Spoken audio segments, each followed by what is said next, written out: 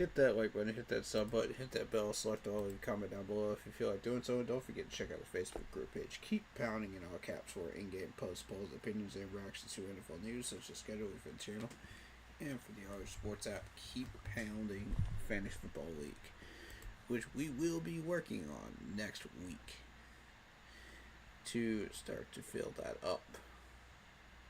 I apologize. I was going to get on that this weekend, but I've been busy. So I have not had a chance to do that yet.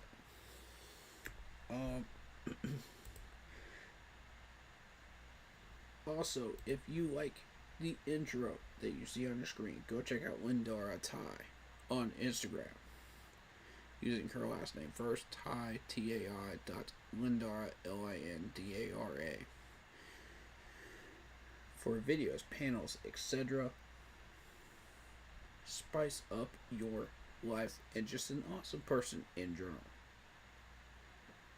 Lindara Ty on Instagram. Alright. Day 4. Let's get into it. Man, I'm feeling hyped right now. I'm feeling hyped. Because first of all, the legendary Clemson coach Dabo Swinney stops by. Yes, the Dabo Swinney was in Charlotte. And I cannot even imagine the words he has imparted to this team. And I'm so excited because players, coaches soak it in like a sponge because this man has won multiple trophies. Okay? Multiple trophies. And done historical things with Clemson. So, I am asking you, take advantage of this opportunity.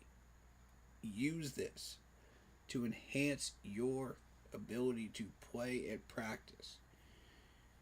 Whatever he teaches you, whatever he motivates you with, use it. I beg you to use it because how many times have you ever seen this man show up for a training camp in Spartanburg? Much less Charlotte. That's huge. Huge. And not only that, he kept Hunter Renfrow from retiring. And I don't even have words to describe how I feel about this right now. I'm a Clemson fan, through and through, and I love it. I love every part of this. Like, this is so cool to me. We finally incorporated a lot of the Clemson aspects into Panthers football. And I know that that's going to piss off a lot of Gamecocks people, and I don't care. Because this is bigger than our rivalry. Okay?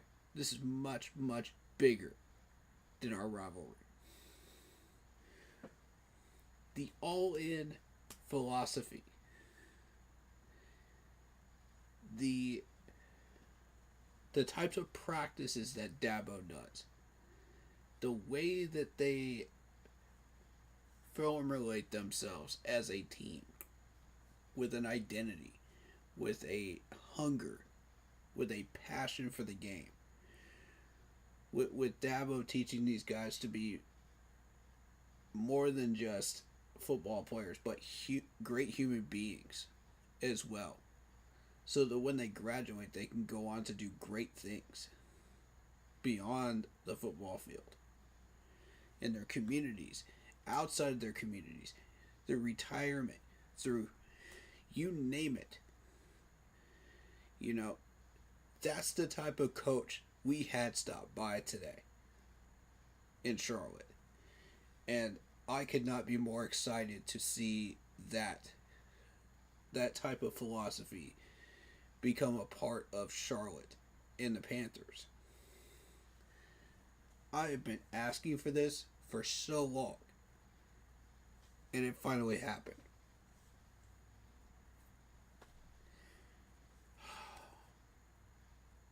Thank you.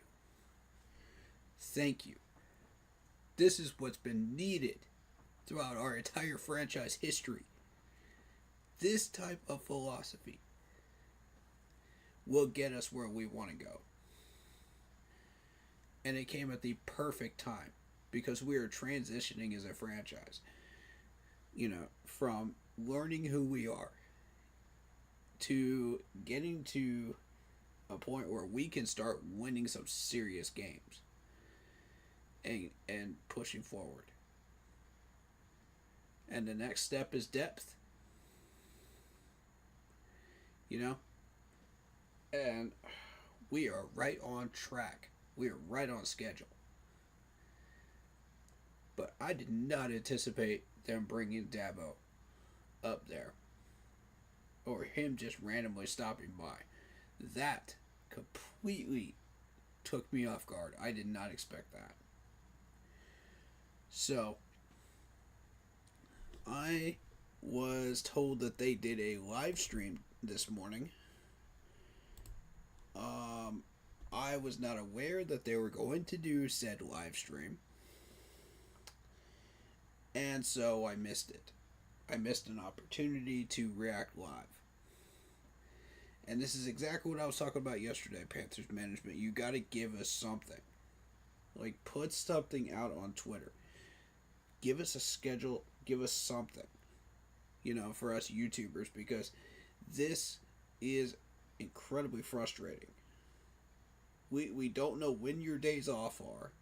We don't know when you're going to live stream the practices. We don't know what you're going to do. So I'm asking you, please help us out.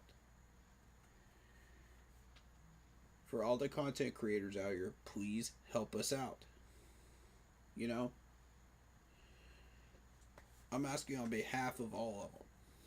Because I don't know how many of these guys wish to react live to these practice live streams. I don't know how many more people are actually covering training camp besides myself. But those that are, I've seen about 5 or 6 that have been covering training camp, but I don't know about the rest. I can't speak for everybody, but I could definitely say this, for all the live streamers that wish to get involved in this, we would love to have a schedule and understand what's going on, so that we can plan stuff around whatever we got going on in our own lives off camera, because I don't know about y'all, but some days I just go 100% from the moment I wake up to the moment I hit that bed, because I there's just so much crap to do, and lately it's been kind of chill, but today it's been going 100%, and I had zero time to get a live stream in, until now, and also the fact that I had zero clue about that live stream this morning. I had no clue. So, in certain ways, we can go back over the VOD and check it out, so that's helpful to us, and slow it down and stop it and whatever we need to do. But by other methods, it kind of sucks because I would like to react live to one. But, but y'all gotta let me know. Y'all gotta give me something. I can't operate on nothing, you know. And I'm glad that on Twitter people are just like, oh yeah, the Panthers have a day off, on Sunday. Otherwise, I have no clue. I'm totally relying on Twitter right now and what people are giving me. I got nothing else, schedule wise. So please help us out. That's all I'm asking. All right. There is a press conference today. There's also the live stream. We're gonna start with the live stream. I want to do the live stream.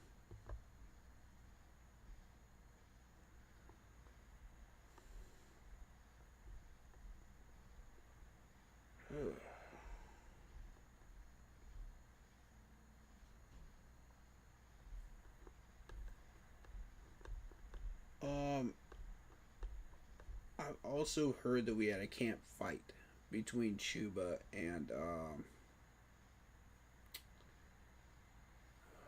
who was it?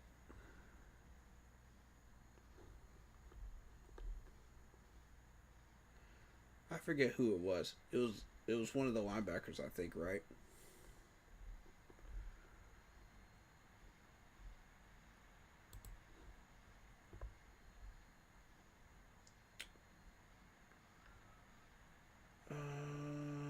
Okay. They're giving me highlights. And when I number these live streams, I don't count the days off. I just count the days that they're actually doing training camp drills.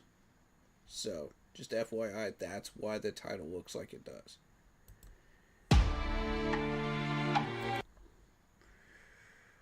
Okay, we're going to turn the sound off because I don't want to get copyright issues here. Full screen respect. Let's see.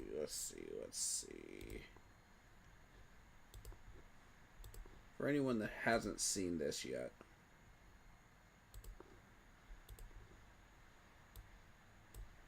now's our chance to really review this if you haven't seen it yet. So let's take a look.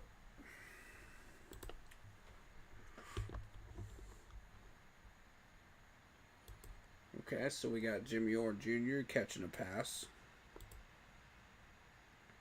in stride. We got a little slant pass going on here. Good speed. Good agility.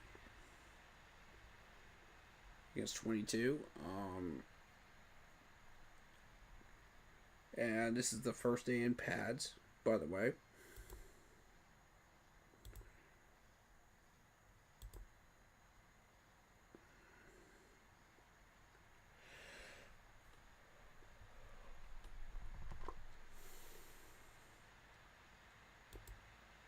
Okay, who was that threw that pass? First of all.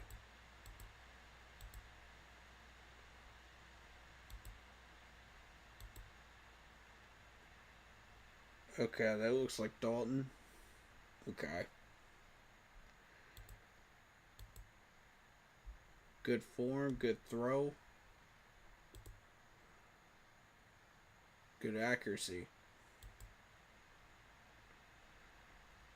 And that was the tap. Okay.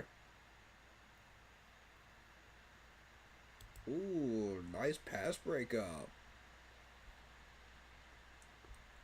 Shout out 27 for that pass breakup right there. Yes, sir. There's the fight.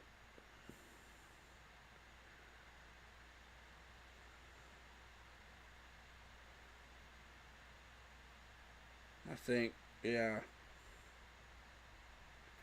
It's coming. Nice secondary breakthrough right there.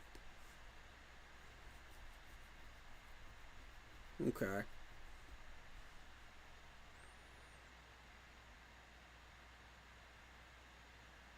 Nice broken tackles by Sanders there after the catch. You like to see that. Alright. Now, the reason I pause it right here is because I'm looking at these offensive linemen. How are they standing? What are their positions? Footwork? Hands? Where is everything at? You know? So, there's Taylor Moan. It looks like he's good in good position there. Good foot hold there. Good posture. We're looking good. No, we don't see what happens after that, but it looks good. Um, Excellent throw.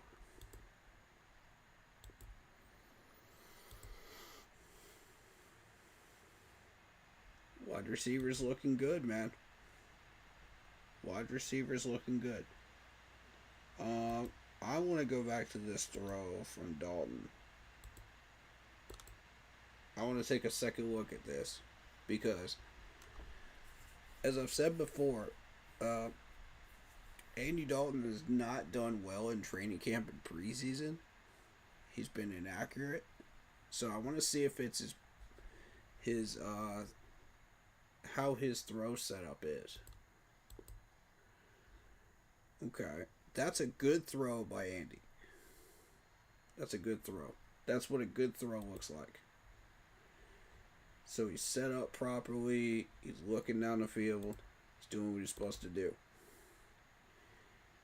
Good arm, good accuracy. Look at this rainbow pass. Absolutely gorgeous. Over the defender. Alright, so that's what you're looking for there. Let's check out this pass breakup one more time. I want to look at that.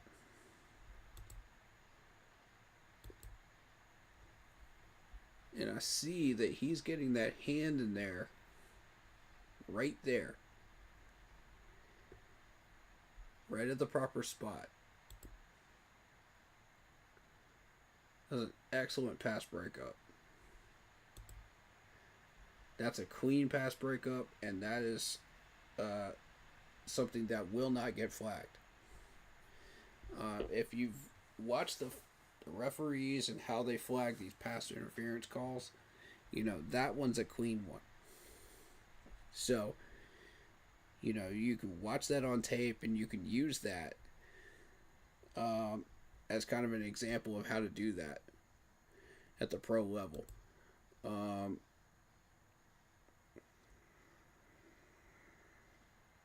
I love this right here. Look at him pushing through that double team right there. That is amazing. That's amazing right there. I'm very encouraged by these wide receivers right at the moment. You know, they focused a slight amount on the defensive ends.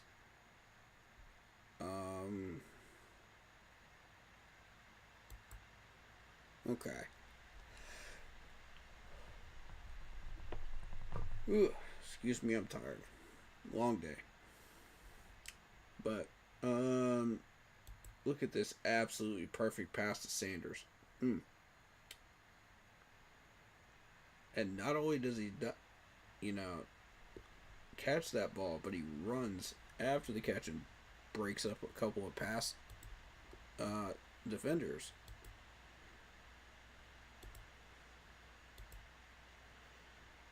Here's another throw, Andy.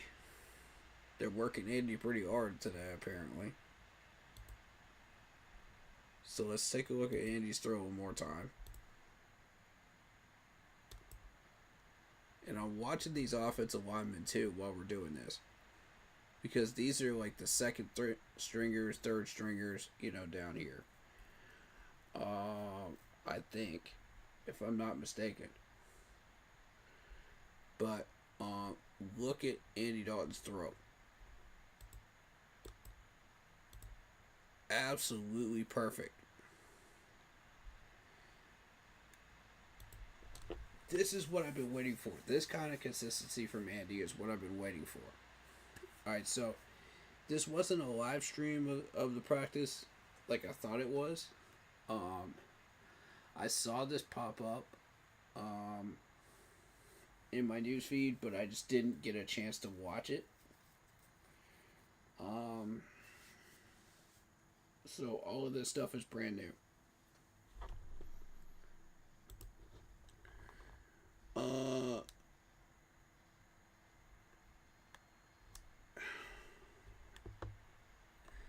and I mean, from the highlight reel that they're showing here, like, I want to see the good, the bad, the ugly, and the temper when I watch these guys, okay? So, I want to see these guys, what, even if they're making mistakes, I want to see them because I want to understand who these players are, you know? How do they recover from these mistakes? You know, how do they redeem themselves on the very next play? You know, and that's why it's important to be able to visual see this stuff, in person. Sometimes you'll be able to see it, sometimes you won't, but if you're there in person, you can see some of this stuff. But watching the highlight reels, I mean, they're going to show you the best of these players, which is fine, but I want to see a little bit more. You know, show me show me what's working and what's not working. You know what I'm saying? So from this, you're watching the run defense, you're watching the corners get burnt. You know, that's the negatives. And putting both together and seeing the whole picture, we can now understand, okay, this is what was going on today. Uh, so yeah, we did have a pass breakup. Yes, we did have a fight on the field. But was it productive? That's the main question. Was it productive? And the answer is yes. It was today. In a lot of ways. Um, I heard big things about my boy Hunter Renfrow taking care of business today. I love that. And having Dabo there just motivated him and lit a fire in him today. That makes me very, very happy because this man is 50-50 with David Moore on trying to make the roster. And honestly, he's already been cooking. You add that extra motivation from Dabo out there, Hunter Renfro's a beast. Technically, he didn't need it. He was motivating himself, but it is so cool to see, him get motivated by his former championship coach. That makes me happy. Um, but yeah, the offense and the wide receivers in particular did dominate today. From what I'm hearing and seeing so far, that narrative lines up. I'm very pleased with this.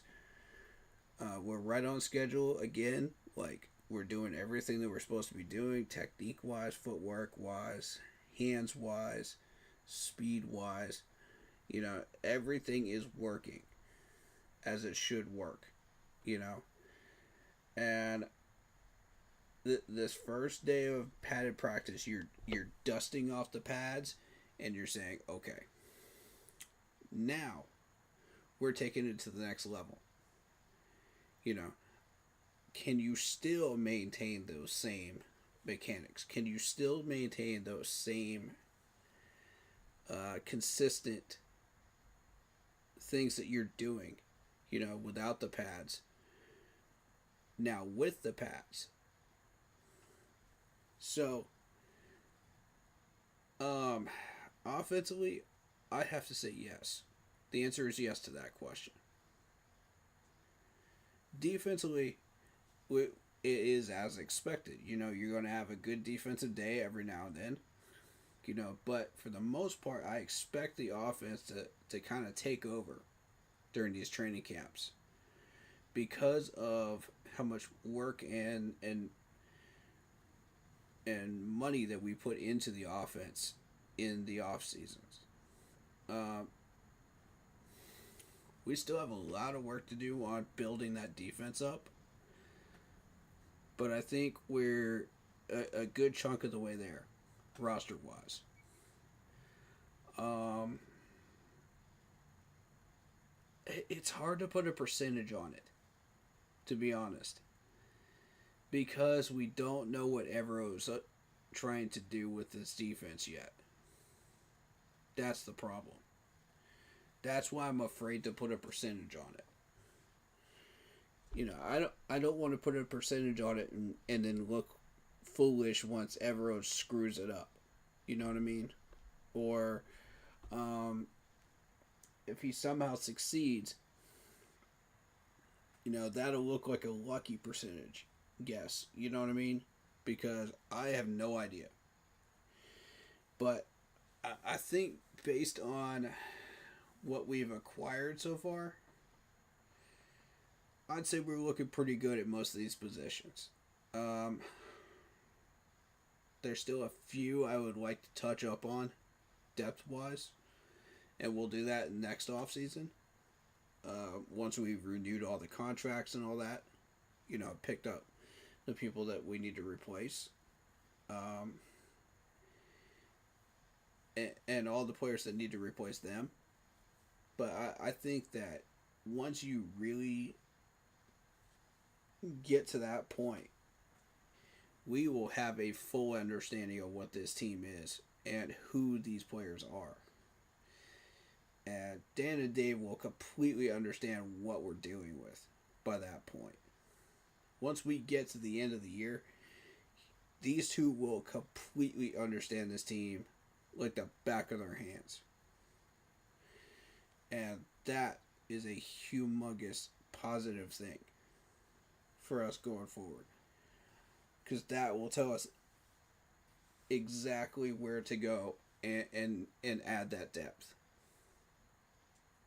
We'll know exactly what we need to do this next offseason. Like, move for move, we know exactly where to start and where to finish. And I'm excited for that because we're getting closer and closer and closer to that team that we added 15. Talent level wise, intelligence wise, skill level wise. We're getting closer, guys. Every year that we do this, it begs the question, can we maintain it? Can we maintain this success while we're traveling that road? And if the answer is yes, every day you get up and you start from zero and that success meter goes where you want it to go, you've accomplished what you set out to do that day. Dan and Dave know what they're doing. And it's evident. It's showing up. Even in training camp now. With the smallest things, the footwork, the technique, the hands, just the discipline. You're seeing it right in front of your eyes with these training camp highlights. Yes, we still have a lot more work to do. I would like to know where we're still struggling at, in training camp, but that only comes if we have the full highlights and we understand what is actually going on fully, which I know the management is not going to give us that clearly, but I'll take what I can get. Like I say, that's why I would like to have these live streams. of the practices. I know that there's this whole pushback with the media and, oh, you can't film this, you can't film that. It's like, God. Like, honestly, media, wake up. It's the same drills that everybody else is doing. It's the same drills. All you're doing is making a power play to control all media that goes out. That's really all you're doing.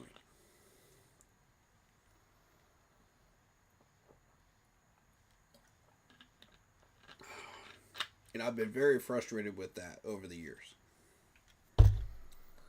But it is what it is. We can only work with what we have. So, and that's okay. That is okay. Because we're getting good quality video here. Even if it's just a minute's worth of video, we're still getting a lot out of it. And it shows me that everything that they've been talking about is correct. And I want to see, like, when I'm watching the pass breakups like that. See, look how he gets his hand in there. That's clean. That's going to be clean on most refs' radars. So that's, if you use that as your center point for how to pass breakup in the league, you're going to do well. So it's encouraging to see that from one of the corners that are battling for a spot. Another example of something I'm looking at is just the physicality. Here's Wallace and number 3 right here. Just going at it. And you can see, like, how those hands are entangled, like the footwork, the discipline there, and just the physicality of how he is blocking right there. Blackshear, excellent job, buddy.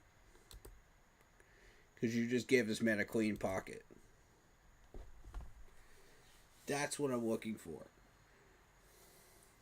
See, in the past we had a lot of trouble with blitzes and pressure up the middle and around the left side. I'll call it the left side because of Icky. But notice that Blackshear is showing excellent progress handling that, just day one. And this is something that we've been asking him to work on. So. And now we've got Rico. And Rico can handle some of these blitzes as well. So I'm really, really excited to see what is going to come out of that. Because typically we'll run 2 running backs on the field a good chunk of the time. In most packages. So then it comes down to, like, can you block on the outside? And Sanders was talking about that in his presser as well. Can you handle the blocking? If you can't handle the blocking, you're in trouble.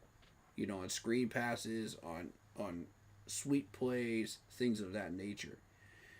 Because the West Coast relies on a good chunk of that, with keeping the ball moving and the chains moving. So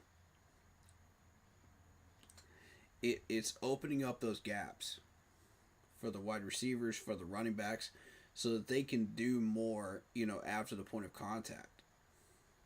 So when these guys start uh, pushing to the second level, that's when you know you've found that success that you're looking for blocking wise on the outside. And I believe Sanders can handle that. You know, he's getting stronger even though he lost that weight. You know, and that's a good balance. So, um, but he's also going out for these passes too, and he's completing these passes. So, there's a good example of that right there. From a running back's perspective, look at Morig. Look at 56.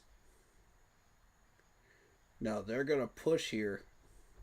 They've got good leverage, they've got good footwork, but look at this push.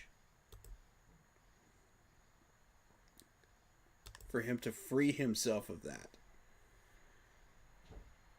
That's progress. That's what we're looking for. Alright, so let's look at the offensive lineman now. And we've got a couple of good examples of that. Let's see.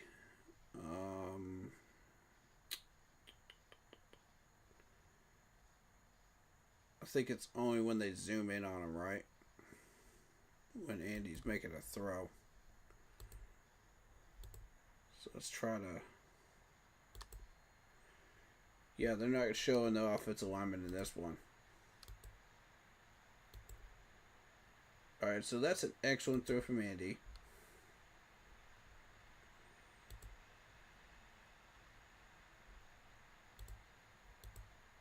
Are they going to show...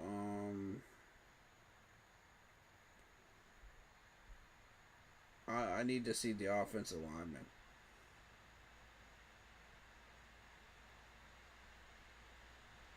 Because that's an extra point of emphasis for me. Is making sure that these offensive linemen are doing their jobs properly. You know, how's their footwork? How's their hand placement? Look at that juke right there. Beautiful. That's what you want to see out of your running back.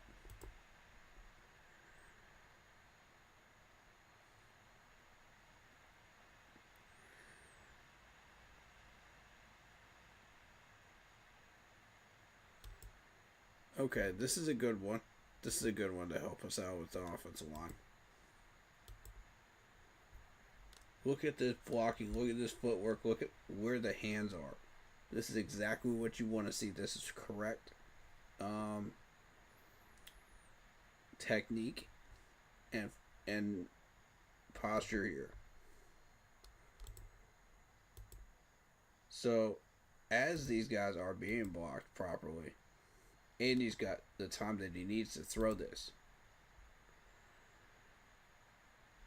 And he throws a dime. There you go. I like this highlight reel. I think it's very useful. Charlotte Vaughn did some stuff. Okay. Let's see his highlights.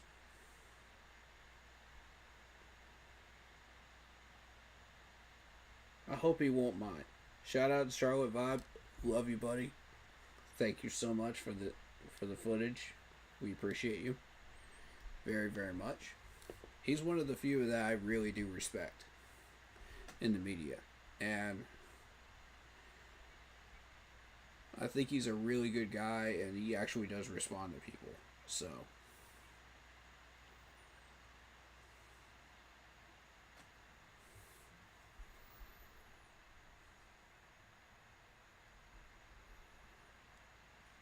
So far, so good. Okay. There's a throw from Dalton. Okay, so that's the third string quarterback that we have. That's his throw.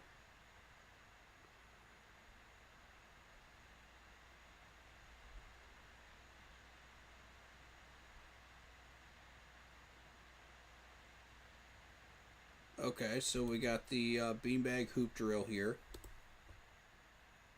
Okay. Good.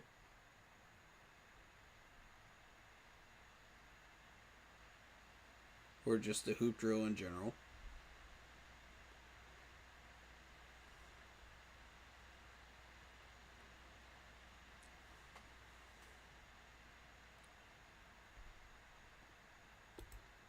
So with this drill, you're testing out how much versatility these guys have.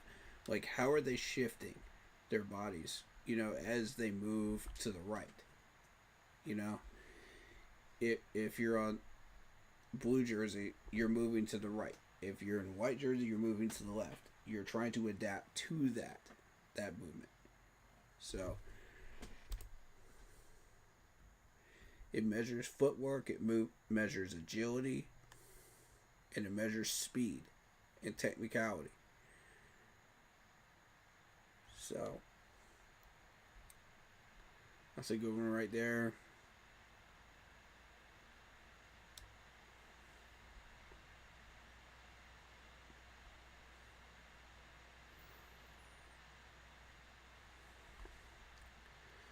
And by the way, the only reason I'm using Charlotte Vibes content is because he's an accredited media person. So it counts. Okay? It does count. I'm not just using some random person's, stuff. I'm using people that I actually trust, that are accredited.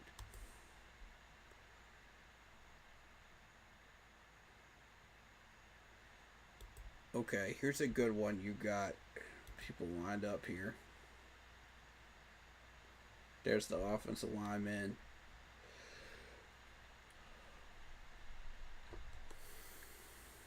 Now they're going up against defenders a little bit. Okay, so what is this drill? This is new. Uh,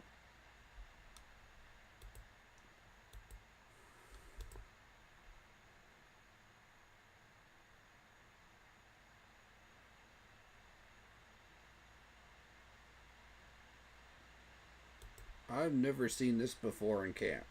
This is a new drill. Okay, let's learn it. Okay, so that appears to be like a tackling technique of some type, if I'm understanding this correctly. Um, okay.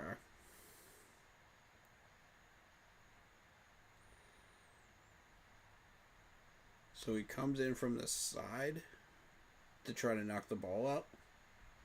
Oh, okay. So this is that how they're teaching the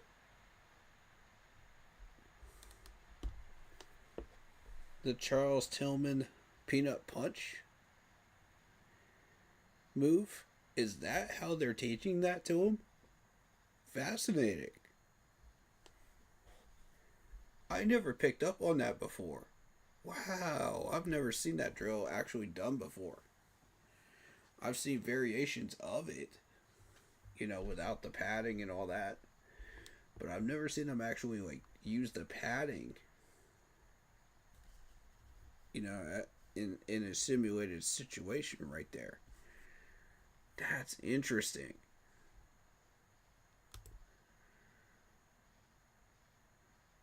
Huh. Okay.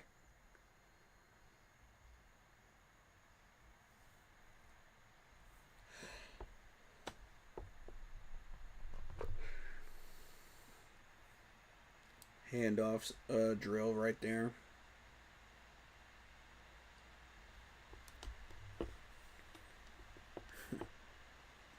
If you've ever played Madden, you probably seen that 100 times. That drill right there. Little hitch and go there to get that. Measures the hip turn. Measures the quickness of the feet. And the hands. And the route running ability.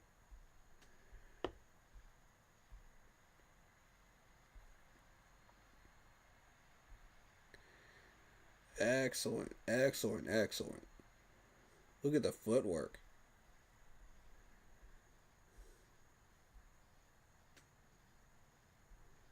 Excellent. That's what you want to see right there. They don't break stride. They follow through. Route running looks good. And the hands look good too. Very good. Yeah, these wide receivers look good on this, man. Here's the tight ends. See how the tight ends do. Excellent.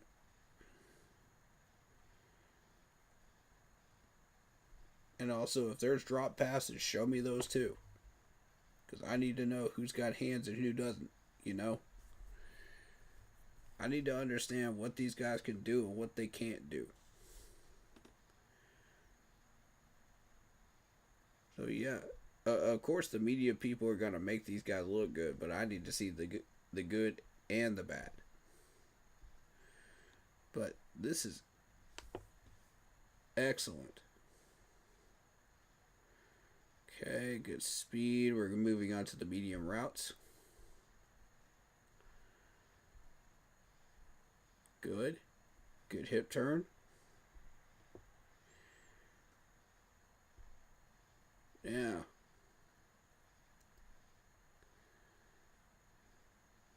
Very good.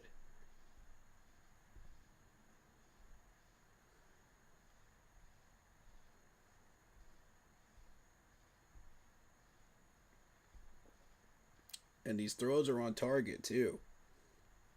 I want to make sure to point that out. These throws are perfectly on target. From Bryce and Andy. Of course, once you get into the 11 on 11s, it's not going to be that simple. You know, you're going to have a lot of pressure.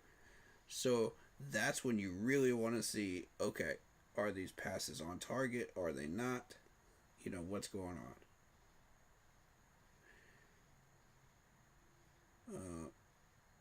All right, here's the pressure. Yep. All right. That's what I want to see right there. Back that up. Let's run that one back.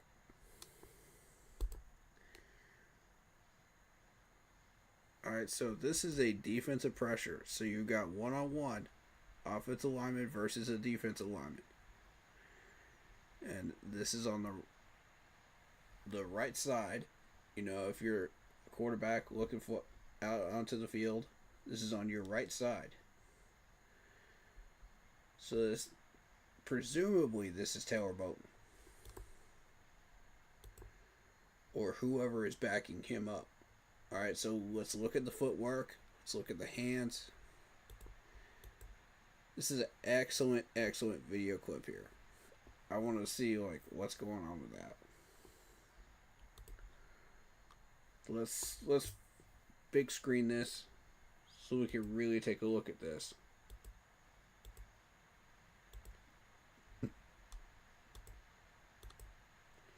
All right, notice his body shifting to adapt to the defender. Hands still locked in, but he beat him inside. Okay, so that was Blackshear. That was Blackshear. Typically, they'll have a one-on-one offensive lineman versus a defensive lineman, but that was a blitz situation. So you're seeing a defender take on a running back in a blitz scenario. So I think that's interesting to note. You know, how does Blackshear handle these blitzes? You know, how is his footwork? How is his hands? How is his blocking in general? You know, while dealing with the blitz. How much time can you give Bryce and Andy to throw this ball? You know, every extra half a second counts.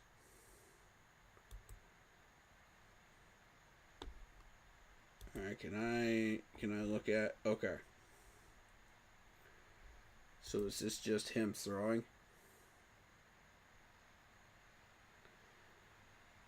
Okay, so we're looking at a wide receiver versus a defender.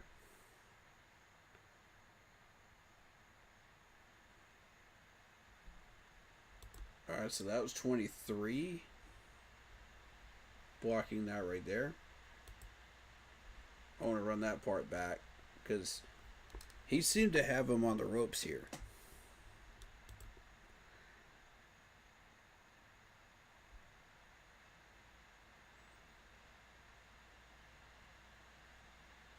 Okay.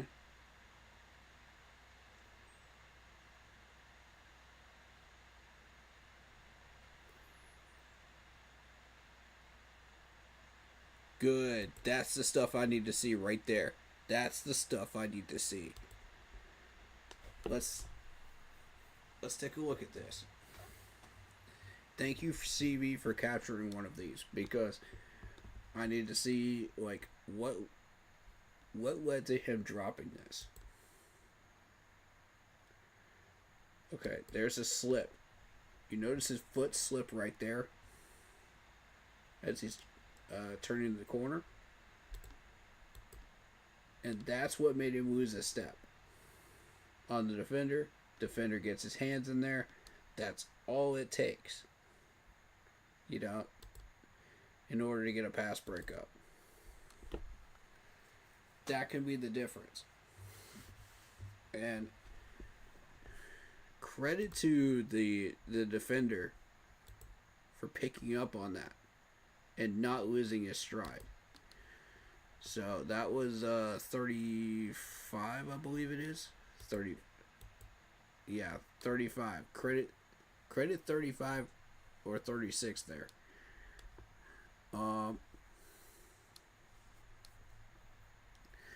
And I'll go back after this stream and when I've got more time during a Panthers day off and just look up these names and numbers for you so I can give proper credit. But excellent job right there by the corner. Or the secondary man. Forgive me, I'm still learning the names and numbers. You know, there's a lot of new people coming and going on this team, so it takes me a little bit to learn these names and numbers. So just give me some time, okay? Be patient with me, guys. Alright, so blitz situation.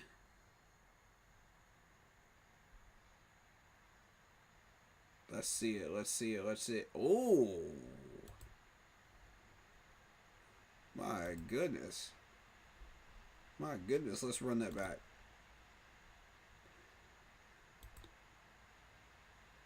Look at the footwork. Look at the slide here. He's ready. Good hand engagement. Good footwork. And excellent strength. Slamming him there.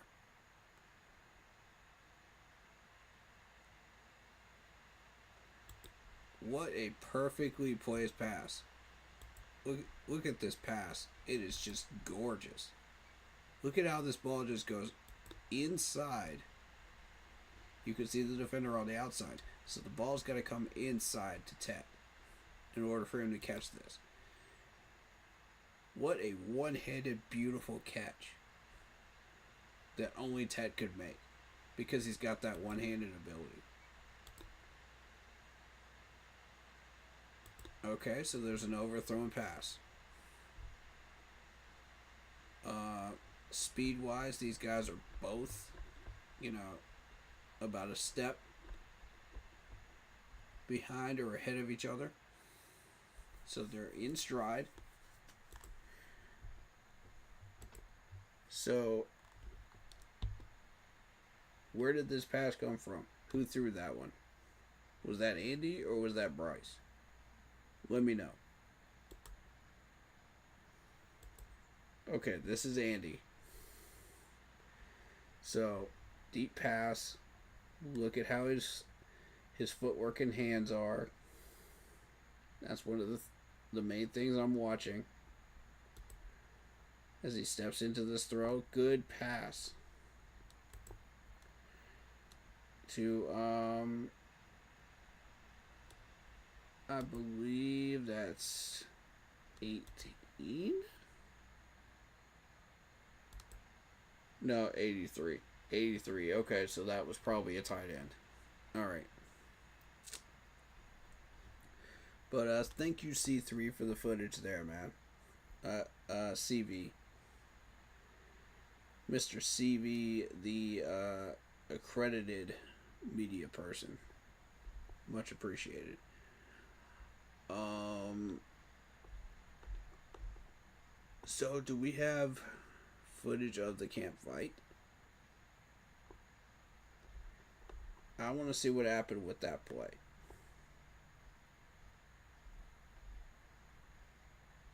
Like, do we have actual footage of it?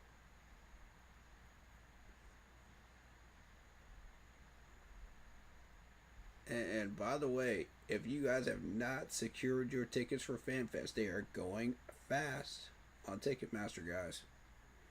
Get your hands on them soon.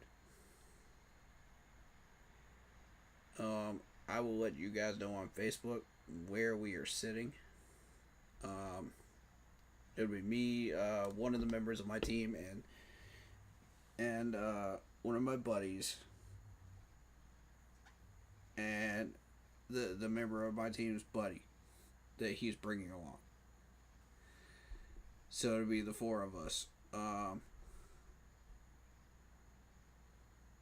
I heard that there was a meet up for Roaring Riot at about either 5 or 6 o'clock.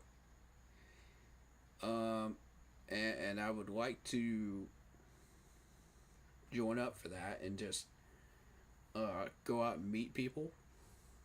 So if you guys are interested in meeting up with me for that, I'm down. I'll show up, and so will all my buddies. We're probably gonna go eat something before we head out to that riot meetup, but we'll probably see if we can make that happen for sure.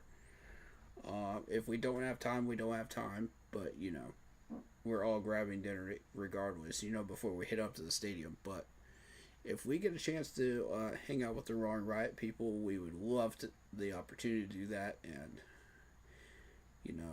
none of us are Riot members, but we would love for you guys to just welcome us and just say hi to us.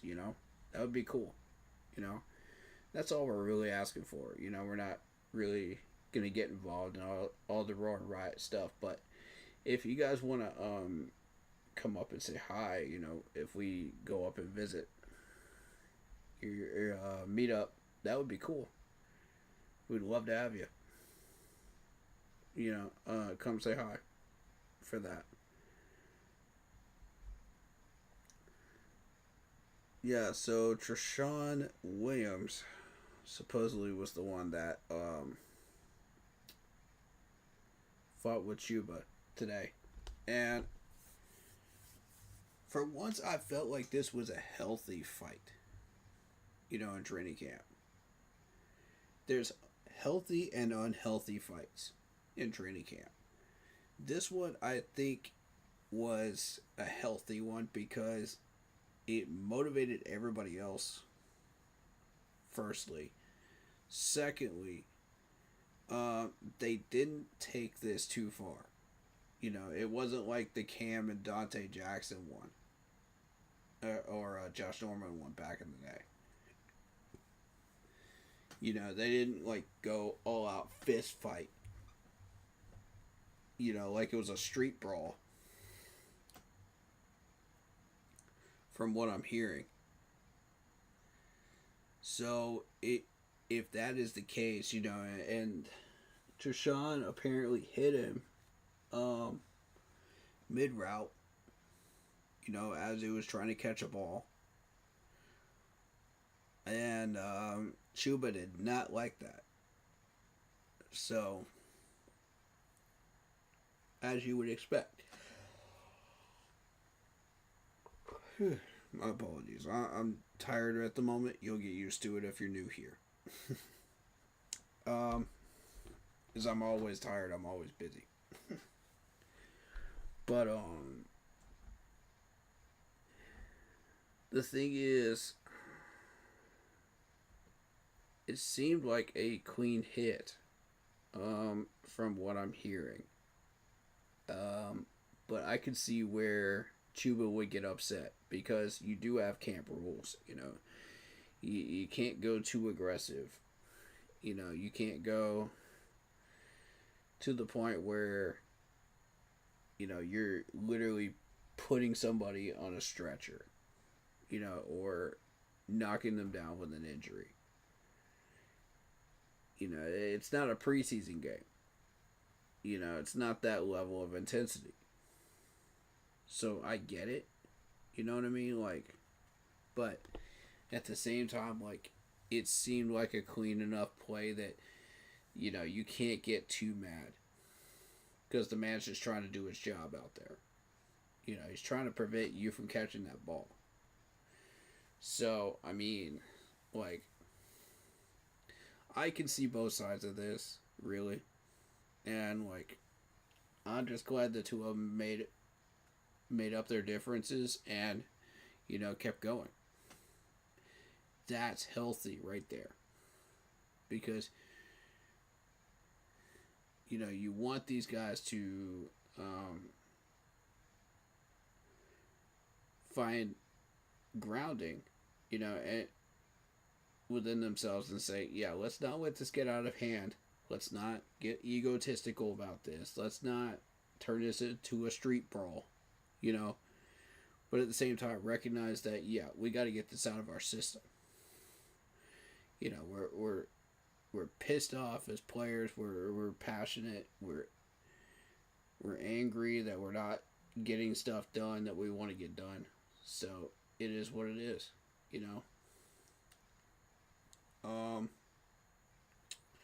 So yeah. Hopefully, that doesn't have any negative effects from that going forward.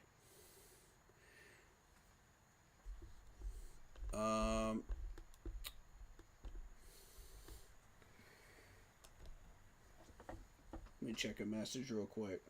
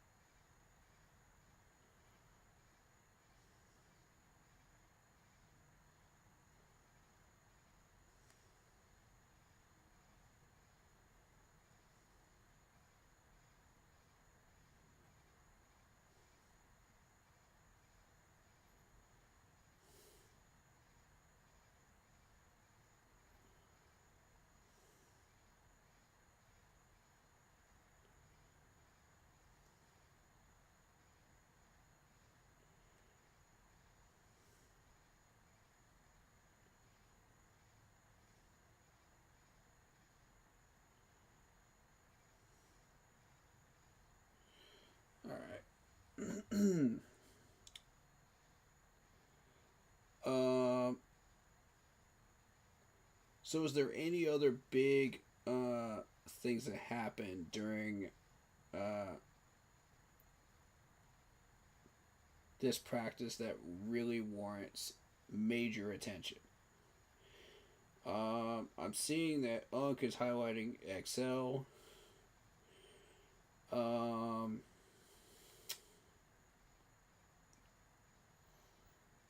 thus far, I don't know. I'm kind of playing it by ear. Let's see what the media has for us here. Let's go to Twitter. Let's go to Twitter. Let's begin with Twitter. Um,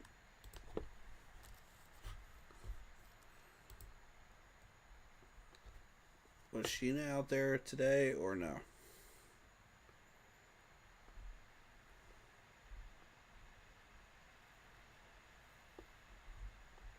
Uh,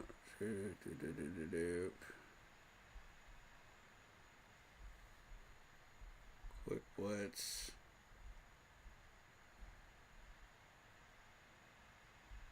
Huh.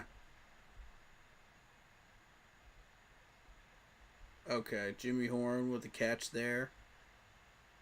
Beautiful catch.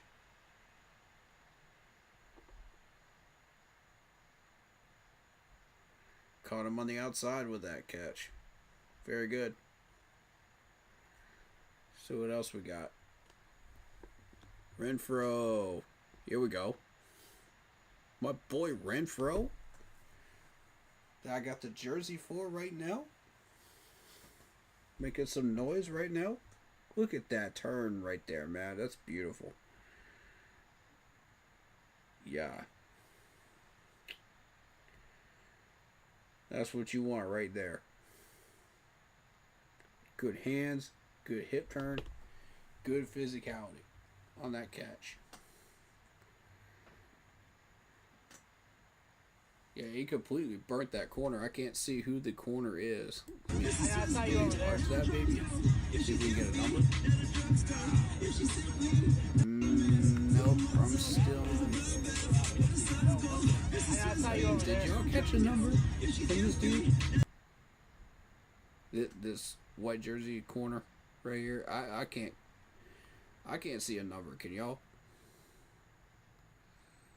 I don't know. I had it zoomed in though, so I don't know. But credit to Hunter though, man. He got that burn right there, and that was beautiful. Let's see. Oh God, Deion Sanders had a bladder tumor. Yikes. And the Steelers washed up. Cordell Patterson gets cut today. Well, they're finally making some roster moves that make sense in the last couple of days. We'll see. We'll see. If you're a Pittsburgh fan, we'll see.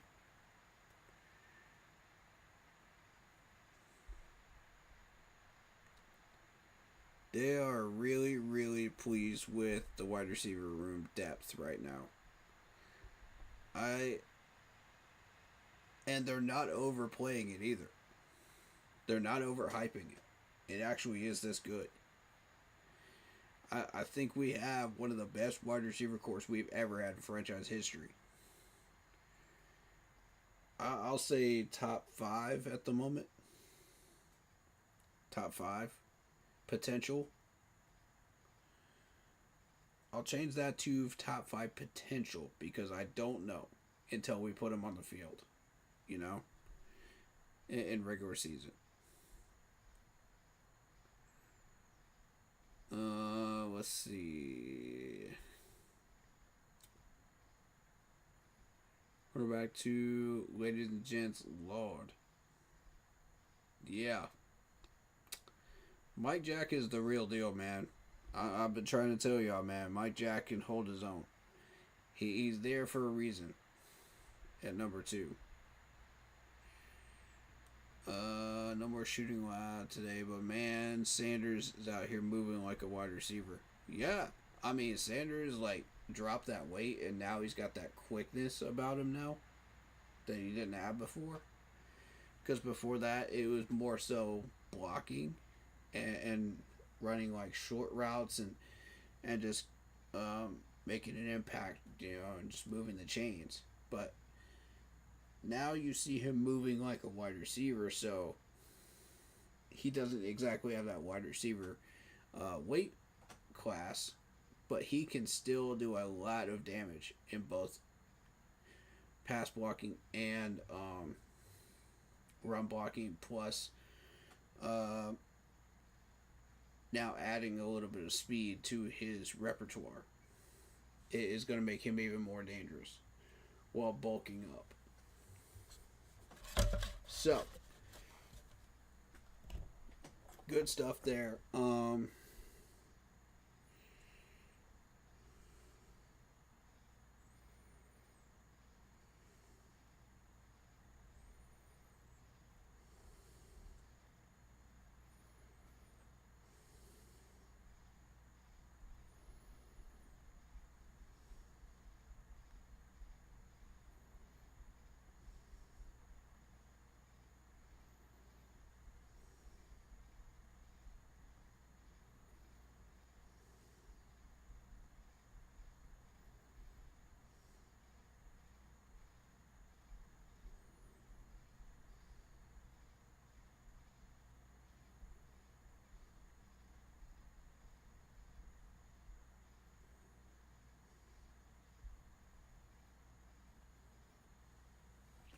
All right, back to it. Back to it. My phone's been non-stop all day. uh, so there is the legendary Dabo Sweeney in the house. Man, God, so sweet, man. Seeing that. Let's see what he has to say. I want to hear this. Actually, yeah, I actually want to hear this. Let's go. Throw that sound on. He took this last year and he really got healthy and just got back to work. Because I think he was wise in not making a final decision until he could get himself in a better state of mind, like health-wise, where he could, really, feel like he could be confident in making a decision. Because he had teams trying to sign him last year. I mean, and he just said, no, I'm not going to do it. And so he got well. And then this spring, he kind of, I think being around Clemson last year, spending the year, just kind of started to feel a little better. And obviously loves this part of the country as well. And that's easy for him, And so he started training a little bit. His training is playing basketball, pickleball, throwing a frisbee, maybe run a few routes. So he started training. He took this.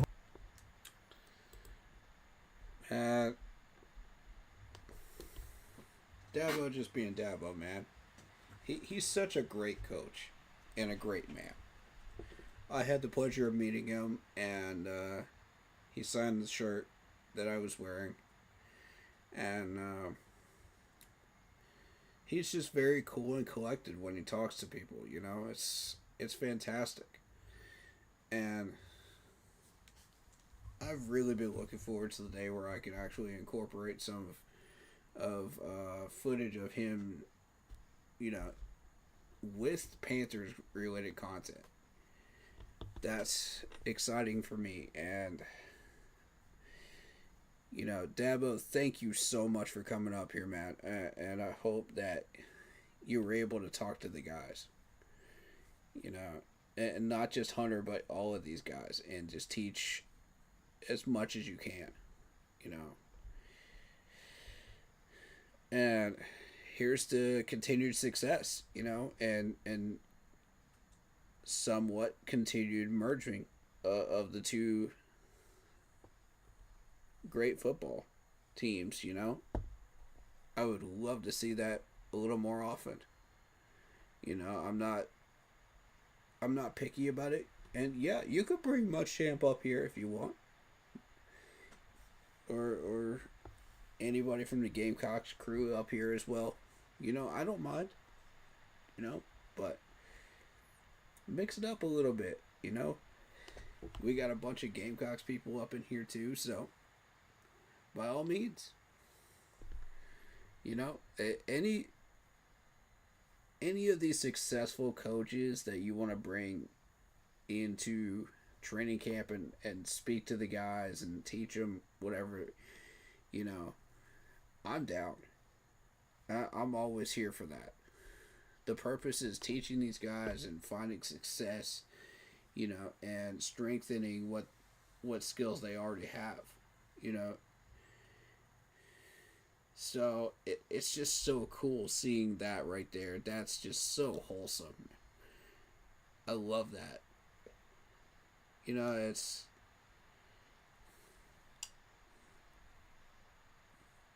that makes my heart happy, man. As a Clemson fan and as a Panthers fan, it makes me happy watching those two come together. But yeah, what a catch right there by Tet, man. What a catch. Look at this. Yeah, he had Mike Jack burnt, man. Jeez. Well played, Tet. Well played. Look at the footwork as he's going along. He knows he's got it. He knows he had him. Ooh. Okay. Here we go. Here we go with the pass rushers. Ooh, look at that strength. Look at that strength and physicality right there on that drill. Ooh. On the tackling dummy. Oh, yeah.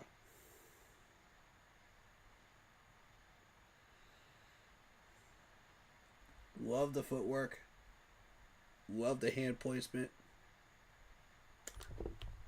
Yeah. That's what you came to see, folks. That's what you came to see. If you're here for pass rushing and you wanted to see improvement there versus what we've had before, you're seeing it right there on that very drill. That's beautiful. That's a beautiful thing to see right there. All right. Let's see what else we got. Excuse me.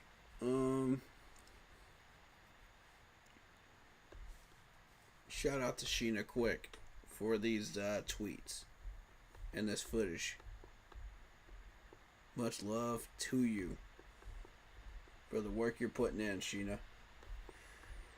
I know that's hot weather up there. It's blistering hot weather, you know, and again, I say everybody stay hydrated up there. I can't say that enough, you know. And I retract what I said yesterday about multiple water breaks, because that heat ain't no joke. That heat ain't no joke, man. Yeah, I said that in the stream the other day. My bad. Because yesterday was the day off. But point is, like, yeah, I shouldn't have gotten into that as much as I did, and yeah, water breaks are important with that heat. So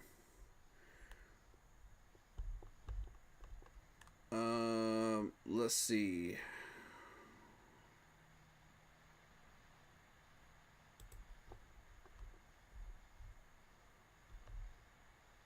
Was he out there?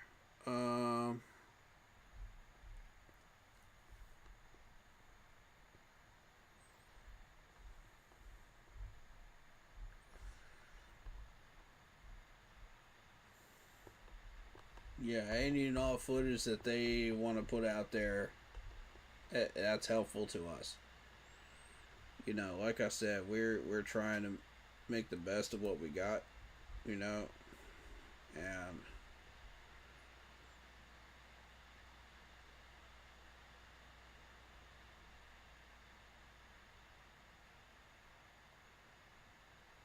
God, what a juke on JC Horn right there.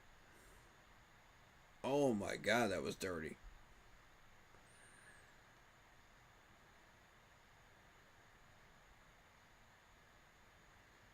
And apparently this is not the first a clip that we've seen JC struggle today. So, maybe just an off day for him, but he'll recover. I mean, JC does have his off days like anybody else. You know, I've seen it. You know, when I was watching him in Spartanburg 2 years ago, like he would have an off day and then he would come back and just take care of business. You know, so I'm not worried about JC. He'll be all right. You know, but if you see like 3 or 4 days like that in a row where he's still struggling, then get at me and we'll have a conversation about it. But right now, like, I don't see any cause for concern. You know, one bad day and then he comes back and takes care of business. You know, we ain't got nothing to worry about. So, I ain't pushing that one. You know. But yeah, 4-man rush. I need to follow them. I meant to follow them on here. My bad, y'all. Like, if you aren't subbed to a few of these other Panthers YouTubers, you know, 4-man rush, C3, Carolina Bleeding Blue podcast is affiliated with us. So is Blitzball Champ. He's part of our crew as well.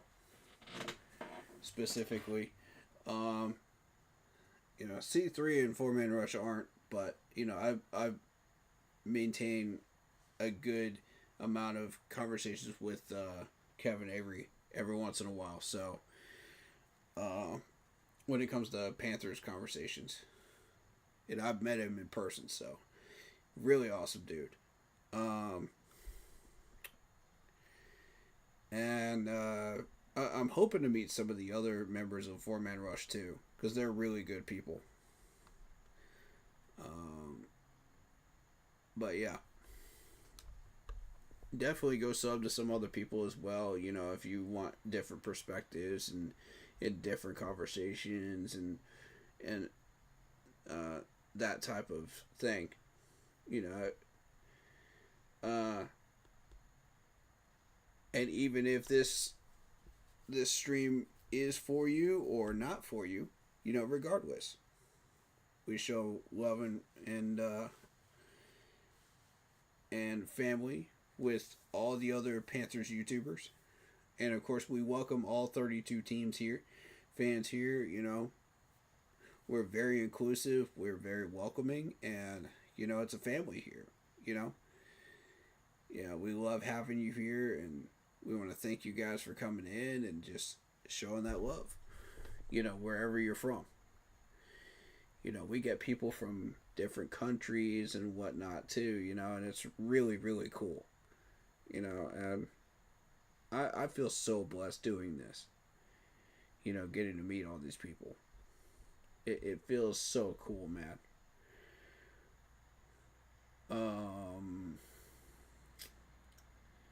Look at Chad Johnson. Showing us some love, man.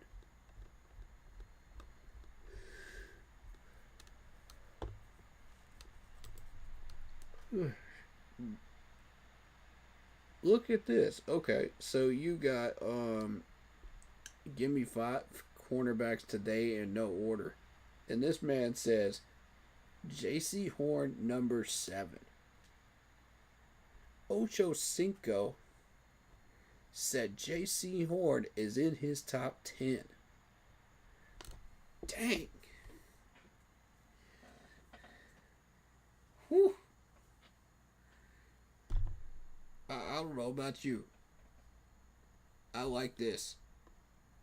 I like all this positive clout that he's throwing towards us, man. I like it. And just because he had one bad day today, man, that ain't nothing. That ain't nothing. Come on. JC Horn's alright. He'll be fine. He'll be fine. I've seen him recover lightning quick. You know, so yeah, you ain't got nothing to worry about. So everybody can get off of his butt, you know, and let the man do his thing. You know, if anybody's throwing smoke at J.C. Horn for just one bad day and not paying attention to his overall, body of work, you got tunnel vision. Just admit it, you got tunnel vision.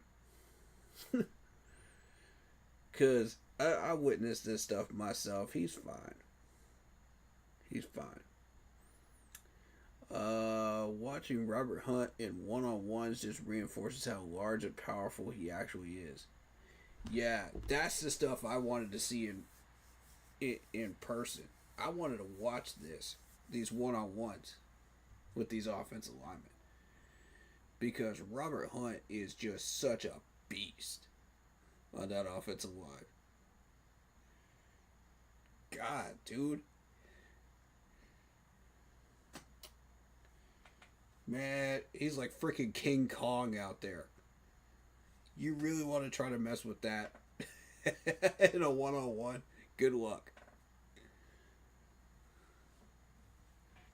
Man, look at him gorilla socking you in the head, man. Robert Hunt's a beast, dude. Jeez. Shout out Robert Hunt and Darren Gant, man, for that picture right there. And that information. Let's see.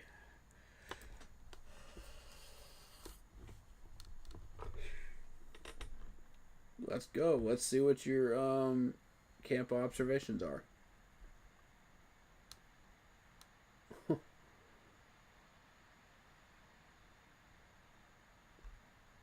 Chuba can only laugh when asked about the knot in the middle of his forehead following the fight. He said, "Pretty boy ain't pretty no more."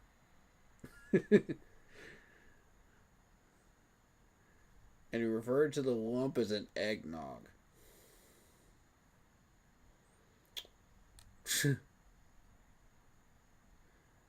Man, Trevor said, "You gonna learn today."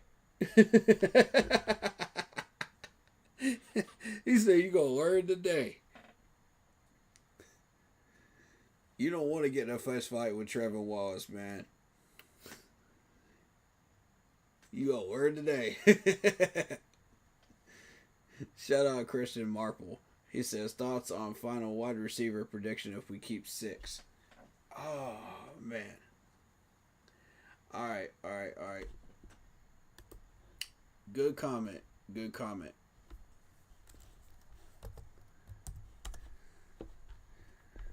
See, that's the stuff I live for right there in my chat, man. Is comments like this one. I love replying to stuff like this, man. Let's go. Now,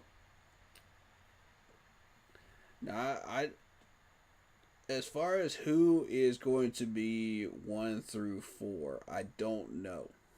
In what order these guys are going to be in by the end of this.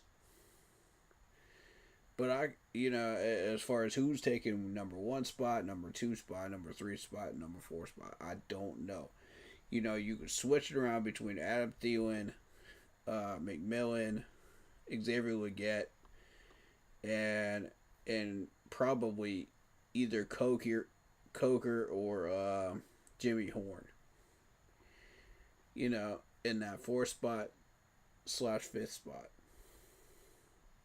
But it's not in that order, of course. I have no idea who's going to win those spots specifically. I know you've got wide receivers that specialize in deep throws.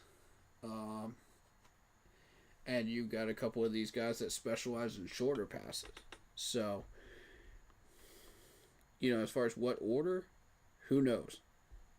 It's anybody's guess. It's wide open. Pedal to the metal at wide receiver competition right now. Could be any of those 4 taking that number 1 spot. Now, what happens after that is where we put our focus. Because we got a battle between David Moore and Hunter Renfrow. Now, who do I believe is going to win that? Hunter. After what I've been seeing so far. This dude continues to succeed even with pads on now. Whereas, yes, David Moore does bring his own strengths and his own talents to the table, you know, but Hunter brings a lot of experience. You know, he's been in the league a little longer than David Moore. Plus, he's learned, you know, proper techniques, proper, a few more ways to fool defenders, you know, than David Moore. You know, but for how much longer, you know, can Hunter keep that up? As he gets older, it's going to be tougher for him to maintain that. So, because these corners and secondary people are getting younger all the time, they're getting more talented, then they're getting younger. So, for how many more years you're going to see Renfrow in a Panthers uniform, I don't know, but I can guarantee at least one to two. I can definitely guarantee that because Hunter's going to make a huge impact this year, and he's going to get given another contract. Now, what that next contract is going to look like, I don't know. It depends on how he performs this year. But that's not to say that David Moore has not been performing too. Because if you look at his numbers last year, they were really good. But, you know, this wide receiver room is getting real crowded right now. So, he may get pushed to practice squad, and that's not a bad thing, considering the level of talent that we have. But if Hunter gets hurt again, you know, then we're going to have David Moore ready to go. And we can't let this man get to another team. You know, so my thoughts are it may be beneficial to keep David Moore on the 53 and just put him on special teams for now. And normally I don't like the idea of carrying 6 to 7 wide receivers. You know, I would normally carry like 5 or 6 if I was running a West Coast offense. But due to the fact that we have that kind of talent in David Moore, that makes things real shaky, you know, as far as what we want to do with him once Hunter wins that battle. And I fully believe he will, based on the news that we keep getting every day.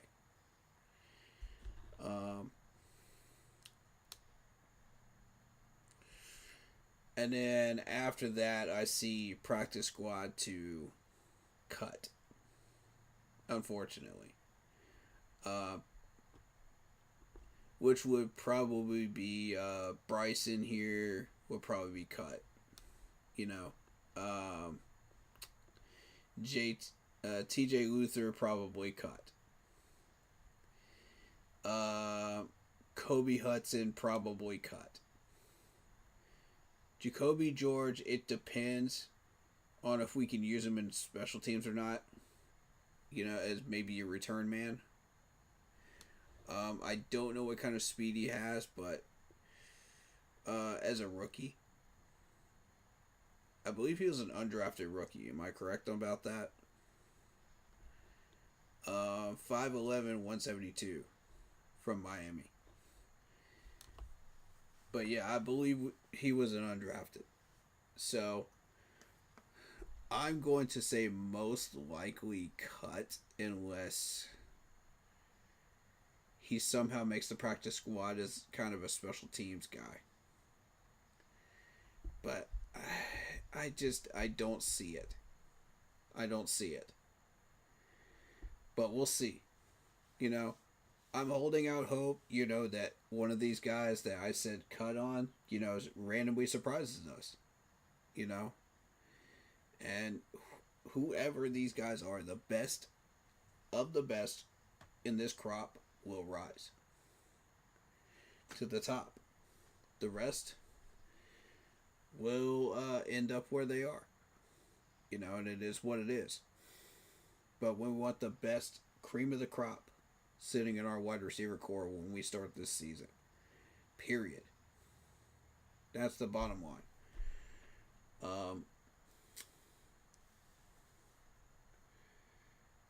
When I'm scratching my head, I keep thinking Demo is most likely finding a way onto the roster, knowing his connection with Canales. And let's be real, he demonstrated reliable hands last year. True. Very, very true. That's why, I would love to see David Moore, end up on the roster, alongside Hunter Renfrow. But I think we may only be able to keep one of the two. Oh, man, I would love to have both. God, I would love to have both, but I don't think we can keep both. It depends on what we're doing with the rest of these positions. If we still have a spot open, then David Moore will definitely get it. No question about it. He is the top of that crew, that would be on the bubble, for the next level down. Once you've decided on what you want to keep as essentials for these positions, then you got the on the bubble players. David Moore is the top of that list. So,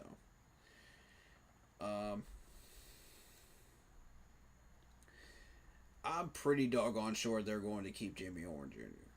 They've been talking about him a lot. They've been hyping up his speed and everything else. So I feel like he's gonna make it.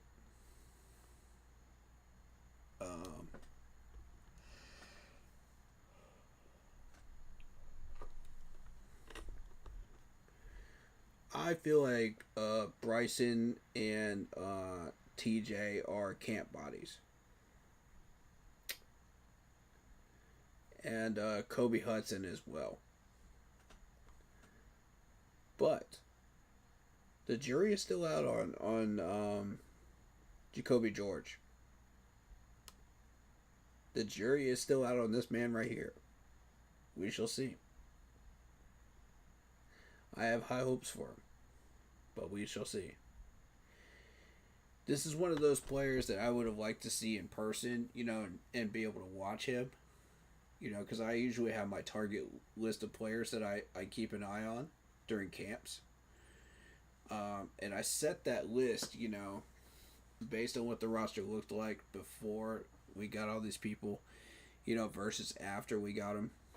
So I'll have my target list of players, written down, and I'll watch for those numbers specifically and just see what they're doing.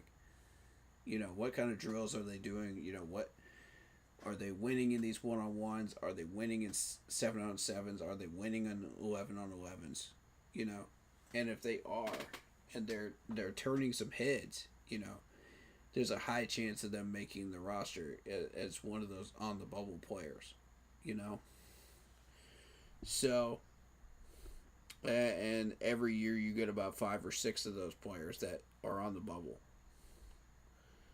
that either make it in or they don't. And there's always those players that people get pissed off because they don't make it. And I say, you can't always get all these people in. It's just the way it is. You got to let some of this talent go. The more talented we get, the more talent we're probably going to be tossing.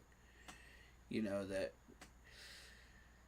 back in the day, these guys would be like number 1s or number 2s, at wide receiver because we were so trash at wide receiver. But nowadays, it's just like, okay, now we can kind of afford to put them towards the bottom of the list because we've got better guys, So it's like, those would be the talented guys that, back in the day, you would not want to see them on another team. And these GMs steal these players off these practice squads all the time. All the time. So you got to be very, very careful about what you put in that practice squads. You know,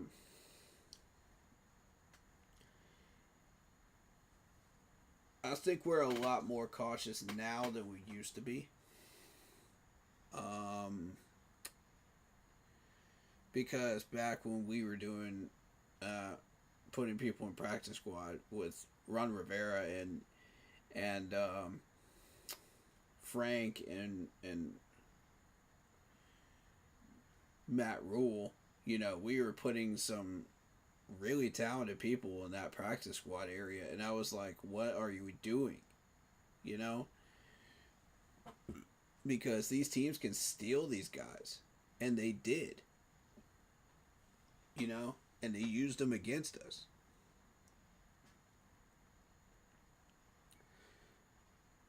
I'll say this as many times as I have to every single year, as many streams as I have to say it. Be careful who you cut. Be careful who you put in practice squad. Because it will come back to bite us. Even as far down the list as a kicker can come back to bite us in a game. You've seen it. It cost us a game against the Saints one time. Yeah. It cost us like at least 5 games over the course of like the past 2 to 3 years. And I'm telling you, it can come down to even just that. So that's why I'm emphasizing on this. That's why it's so important. You know, for example, Graham Gano with the Giants beat us with a simple field goal. Of course, we put ourselves in that position, but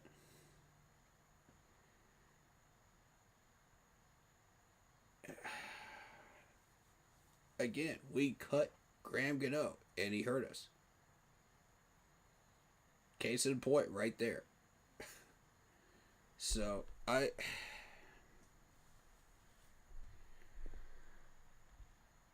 noticed a lot of people talking about Julian Blackman, and I I think people are overhyping this a little bit too much because Blackman is a really really good safety, yes, but do we need a safety right now? Not necessarily. We need a corner. We're trying to fill that third corner spot and that fourth corner spot. There's an open battle between these guys for those two spots right now.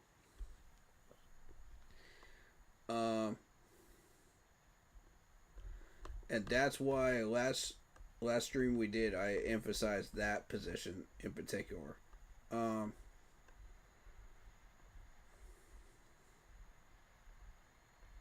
That is again one of those things I would like to see, you know, in person, to be able to watch this in person and be able to judge for myself. You know, what am I seeing versus what the media is seeing and what they're putting out there. Because the media only shows you the positives and what they want you to see. You see what I'm saying? Like, they're not showing you the whole picture. So, that's a concern, you know, when you're looking at corner, because this is very, very, very important. We've had a lot of injuries at corner in the past 5 or 6 years in particular. So I'm watching this very, very carefully. We know Chow Smith's got a spot. You know, we know Mike Jack's got a spot and J.C. Horn's got a spot. That's not in question. It's everywhere else. You know, and my hope is that Caleb Evans is going to be that third spot. You know, maybe Corey Thornton could surprise us down the line.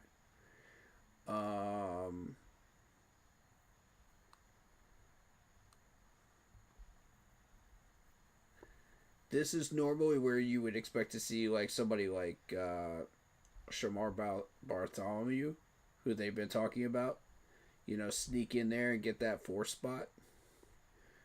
or he's battling with Broughton right now. So I don't know. Anything can happen. And who knows if Melo might come out of nowhere, and make some plays. Who knows? It's an open competition right now. And that's what I'm trying to tell you. Like, this is. I've never seen it so open for a third and fourth corner spot. And it's absolutely fascinating to me.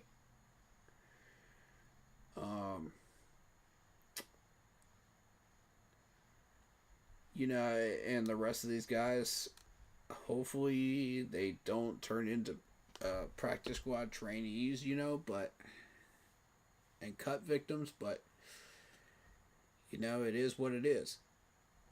Only two can win those spots. So if you're one of those players and you feel like you've got enough talent to push for one of those two spots, now is your chance. Now is the time. There's no better time than the present, to make that move. So I encourage y'all, make your move. Especially if you're a rookie. Because the rookies are so overlooked. Nobody's paying attention to the rookies, unless it's a big name rookie. So, and these first year guys like Trey, they've got something to prove. Make a move. Turn some heads. I want the best cream of the crop sitting there at 3 and 4. Whoever it may be. I want the best ones.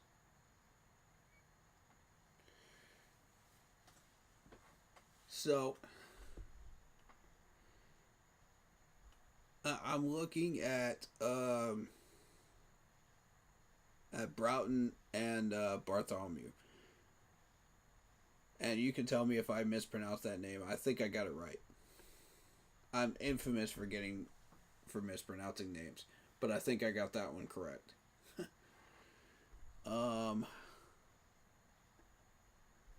But I think Bartholomew's gonna get it. I honestly think Shamar is gonna get it. That third spot.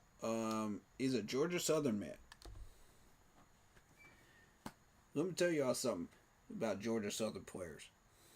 If y'all aren't paying attention to Georgia Southern players in the past 10 years, you need to start paying attention. Because these are some real tough players. I've had the pleasure of watching them play in the SoCon, before they moved up to Division I. And I can attest to this personally. These guys are strong, they are physical, and they are aggressive. And when they were in the SoCon, Georgia Southern players dominated the entire conference. And I'm talking dominated. I don't know if they're still dominating that conference right now or not. But I know Appalachian State had an iron fist over the SoCon. Nobody could touch them, except for Georgia Southern. And it was just fascinating to watch these battles between these two teams. Because it was like two titans going at it. And everybody else in the SoCon was just like, wow. Because of the recruiting. Like, the coaches knew what they were doing recruiting-wise. Like, they had a formula. Both of these schools, Georgia Southern and Appalachian State. So, at the time, when everybody else was just like, whoa, Appalachian State actually beat Notre Dame, it's like, you're actually surprised by this? I've been watching these guys for like 4 or 5 years before that happened. And I was like, you know what? Good for them. Good for them. They earned it. They earned their way to Division I. Because I knew who they were. you know, and I knew who their players were. I knew who their coaches were. You know, I was watching them. You know, so it didn't take much to tip the scale right there. Um, but now that they have, you know, now you've got good recruiting from there, still continuing in Appalachian State and Georgia Southern, you know, and you're getting good players, you know, that come up through the draft or sometimes undrafted, you know, and now you got people that are just trying to make the roster like Shamar, you know, continuing that formula and that legacy that they have created down there in Georgia Southern. So I want to show respect to Georgia Southern and Appalachian State for their continued success and the players that they've been putting out. Nobody else is going to point that out except for me because I've been blatantly watching these two teams very, very carefully. You know, my grandpa, before he passed, was a huge Furman fan. So that's why, you know, we went to a few of those games out there, you know, at Furman. And we watched them play Georgia Southern. We watched them play Appalachian State. And yeah, Furman got their butts handed to them because these were big, physical football players. You know? So, all of them deserve to be in Division 1. All of them. On both those teams. So, yeah. Shout out to Shamar, you know, and not many people know that history, man. You know, they don't pay attention to teams like that. You know, they don't pay attention to the SoCon like I do. So, yeah, they pay attention to the SoCon in basketball, but do y'all pay attention to it in football? Nah, not so much. Not so much, right? So, every now and then, the pipeline is strong from these two colleges. So, I'm excited about that. Whenever I see a player like that have a chance to make a roster spot, that's really, really cool.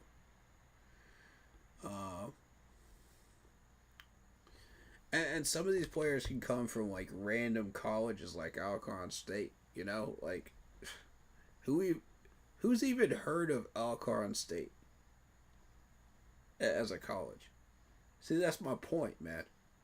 When people like that make our roster, you know, you're like, who? You know, and there's Sam Martin, our punter, is actually from Appalachian State. Case in point. Who would have thought we've got a punter from Appalachian State on our team? But we do. And Sam Martin's doing a good job. So, who else do we have from there? Ooh, we got somebody from Florida Atlantic. We got a tackle from Florida Atlantic. Huh. You just never know, man. Like, and I was personally scouting Jalen Coker during the draft. So, from Holy Cross. So that's yet another college that people don't pay attention to. So, yes, I encourage people to go outside of the norm. You know, as far as like big name colleges and check some of these guys out. Because you never know what you're going to see. That's what these scouts do every day. They go outside of the norm. They don't just focus on Georgia and South Carolina and Clemson and Ohio State and Michigan. You know, Notre Dame and colleges that everybody knows who they are. You know. Every once in a while, you'll see a few come through the cracks that are really, really good at their positions. Like my man Sam Martin here. You know? And that's the type of players I want on this team. Because those guys are so overlooked and so ignored that it's like they're like Invisible Man because of where they came from. And it's like, hold on a minute. Dave Canella sees them. Dan Morgan sees them. These scouts in Carolina see these guys. And it makes me really excited that they see them. They don't see the college name. They see the player. They see what they're doing. At those positions, and they do their homework on them. That's what makes me excited. Because when guys like that make the roster, I get hyped. Because that's a major opportunity, a major chance to represent your university. And represent who you are as a player and as a person. So, when you see somebody like Shamar from Georgia Southern, it's awesome. Have that opportunity to make it. I'm so excited for these people. I love a good underdog, man. I love a good underdog story. Because those are the guys that mean the most to us. Those are the guys that eventually get their jersey spot. And have their stories told. Such as Hunter Renfrow. Everybody overlooked this dude, man. And look what he's doing now. Now his story is being told. Now he's being paid attention to. Now he's not being overlooked anymore. Just because he was with the Raiders and he was just part of the Raiders wide receiver corps. Sure. Nobody was paying attention to him, and in the big way that everybody was paying attention to Tet, or Adam Thielen, or wide receivers like that, or Steve Smith when he came through here. Nobody's looking at little old Hunter Renfrow. Until he comes here and he starts demonstrating, oh, hey, I've got the same skills I had when I was in Clemson. Let me prove it to you. Let me prove to you why I was so valuable to that college. That's when your story gets told. When you start producing in training camp, look who's in the headlines right now.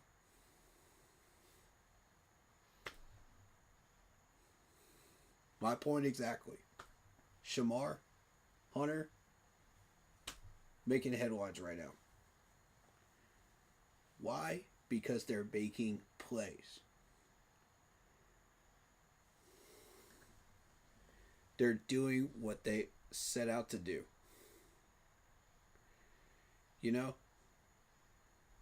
They're not talking a big game. They're not doing this, that, or the third. They're putting it on the field. And they're saying, hey, coach, look at me. Look at me. I will not be overlooked. I've got talent too.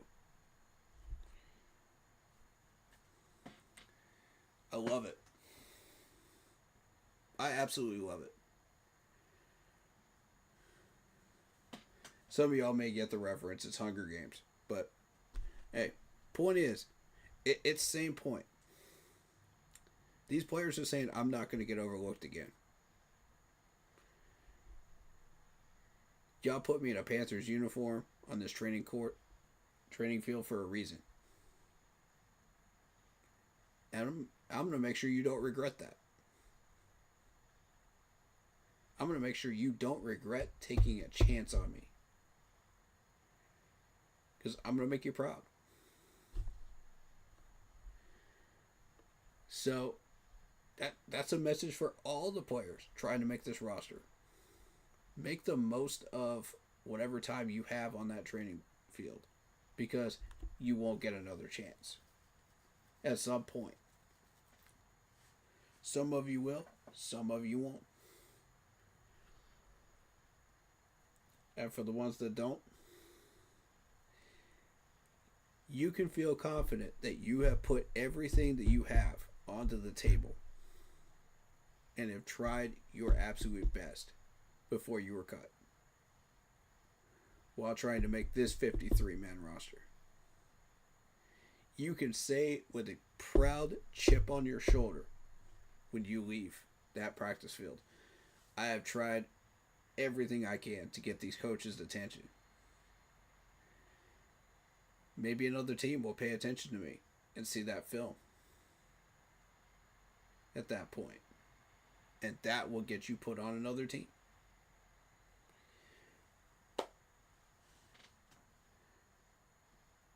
Within a month. I've seen it happen so many times with competitive rosters building like this. And it's beautiful to watch. Heck, we traded out corners. We traded out Raiders corners for that exact reason.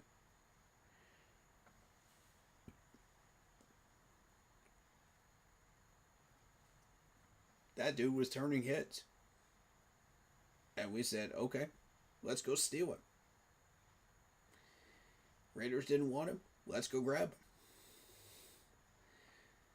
He gives us our best chance to make plays.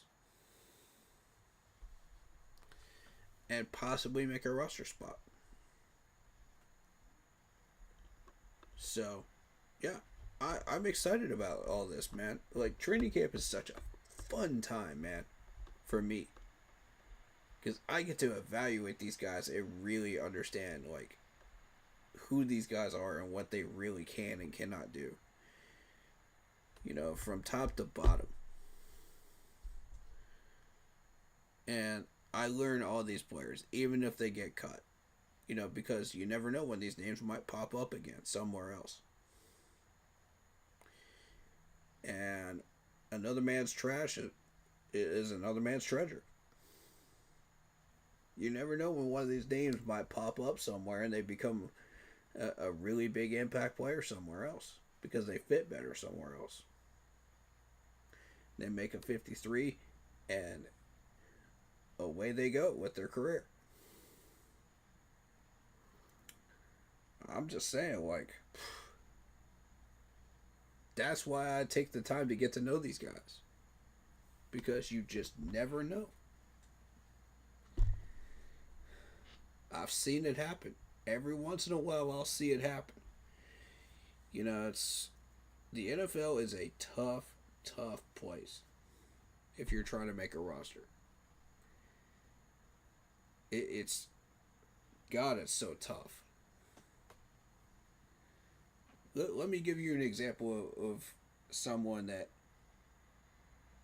has laid everything out on the table and just never was able to make the 53. Ben Boulware. You look at Ben Boulware and how much this man put onto that training camp field, and I saw it every day that I was out in Spartanburg.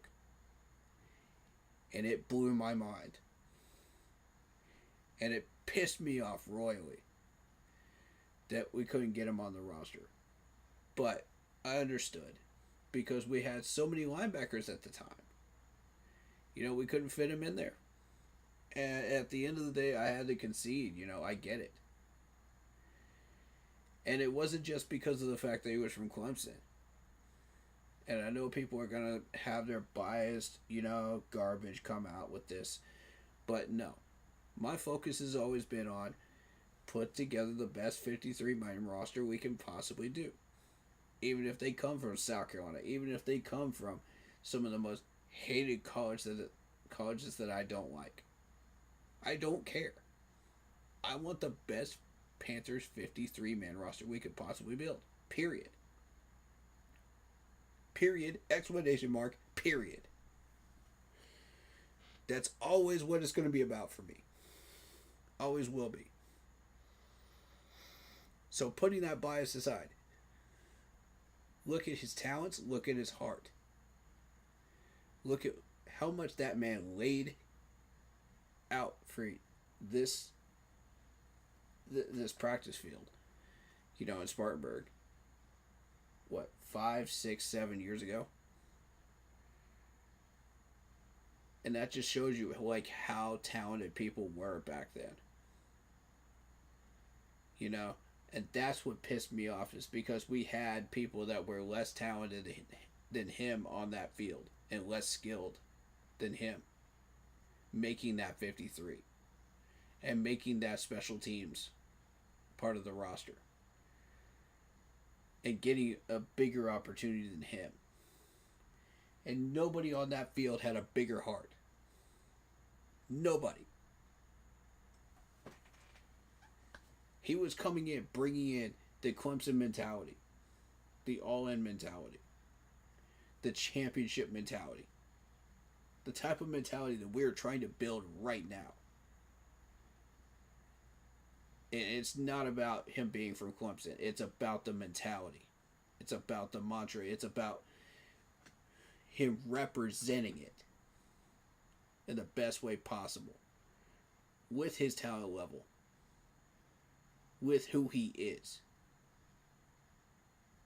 And the fact that he didn't make it pisses me off for those reasons.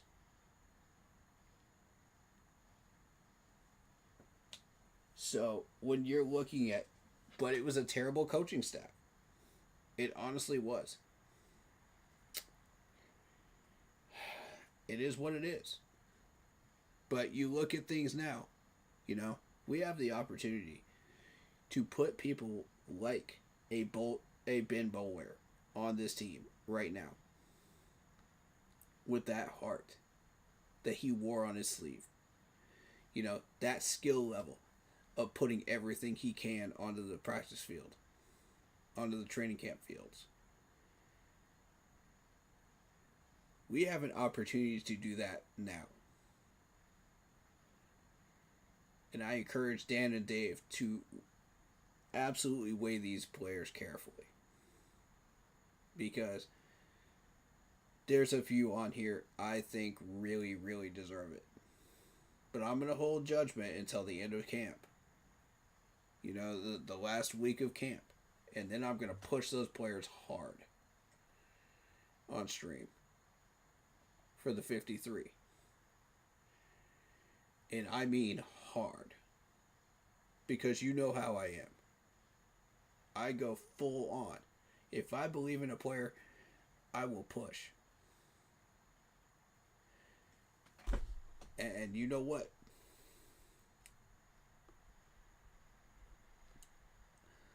I'll give you one of those names right now. Hold on.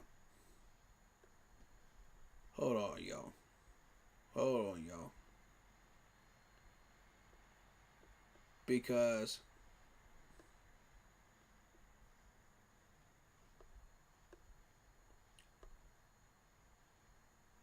the crazy thing is, like, they make headlines too. Every once in a while they'll make headlines.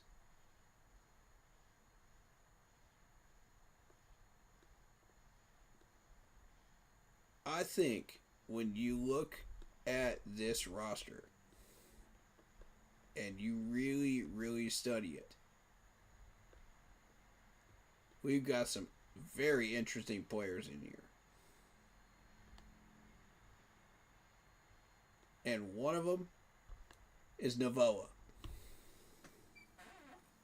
I'm going to push this player hard because I see potential in this man right here. I see major, major potential in this man.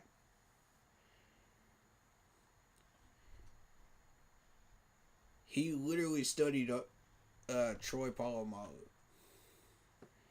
He's got Troy Polamalu tendencies on the field. And if you paid any attention, you know who Troy is. Good God, that dude was an animal on the field. So if we could train him, you know, to be the best version of himself on that field at the linebacker position, who knows? We could have the next Troy Polamalu at linebacker. How terrifying would that be for offenses? If he really buckles down and puts the pedal to the metal, I believe he could do it. I'm rooting for this dude. I really am. And he's a rookie from Fresno State. From Fresno State, of all places. As I said before, like, these guys come from, like, random places. And they've got the skills, man. Another one that I'm watching right now is my main man Boogie. My main man Boogie over here. I think there's something there with Boogie. I think there is. I'm watching him, and he's on my radar. Yeah, y'all better keep an eye on Boogie. If he starts making some plays, he's gonna be a problem back there. And right now, we are battling for that linebacker spot. Who's going to get it? Who's going to get it? Who's going to get spots? Who's going to earn their way onto this 53? And the ones that barely make it in are going to have to earn their way through special teams. Dave made that very clear. And that's exactly how it should be. You know, so another guy that is underlooked right now. If I had to really put a name to that right there,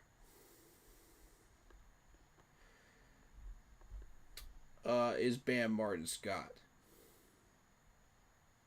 And Bam Martin Scott got noticed a little bit, you know.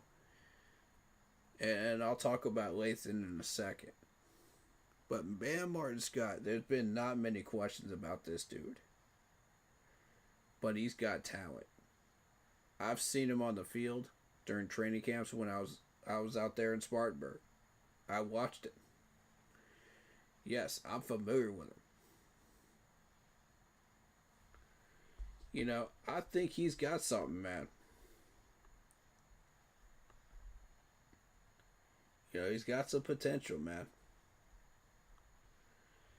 Yeah, everybody's talking about Princely right now. But nobody's talking about Bam Martin Scott. And those are the guys I'm rooting for right there.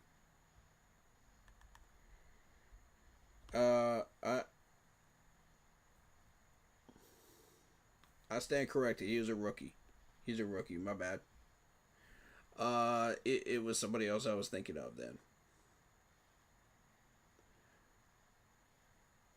So yeah, I saw Bam Martin Scott in a South Carolina uniform then, doing his work in Columbia against my Tigers. That's where, yeah, that's what it was. Yeah, he put in some work against my Tigers, man. My Clemson Tigers. And I'm watching him closely, man. Because I see something there. I definitely see something there. 6'2", 231. Yeah. Don't be surprised if he shows up on the radar soon.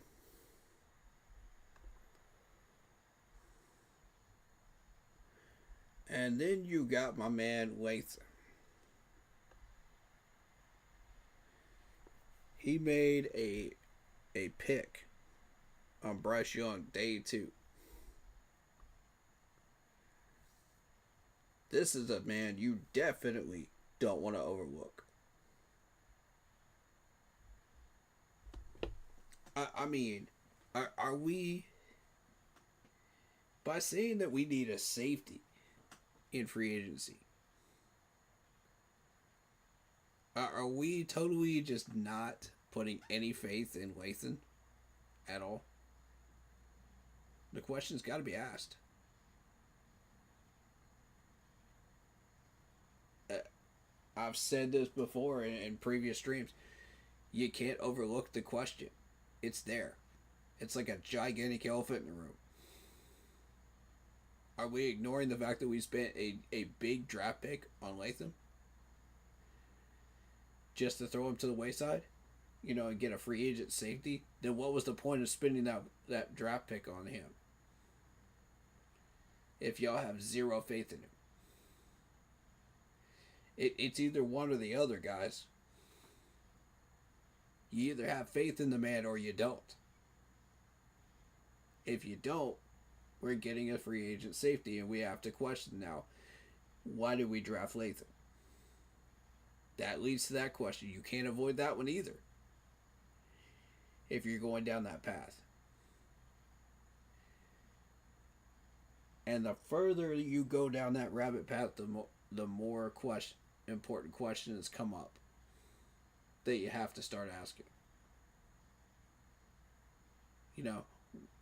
Why is our management doing the things that they're doing? Why is this? Why is that? You start going into the what ifs, and you can't afford to do that right now while we are roster building. That's a dangerous road. So what I want you guys to focus on is Lathan worth that draft pick? That's the correct question to be asking.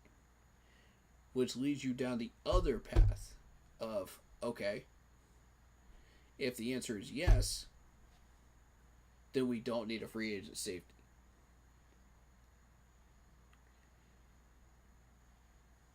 Then that leads to the question, why are we hunting a free agent safety in the first place when we have bigger needs? But y'all hate asking those tough questions. So I'm asking them for you.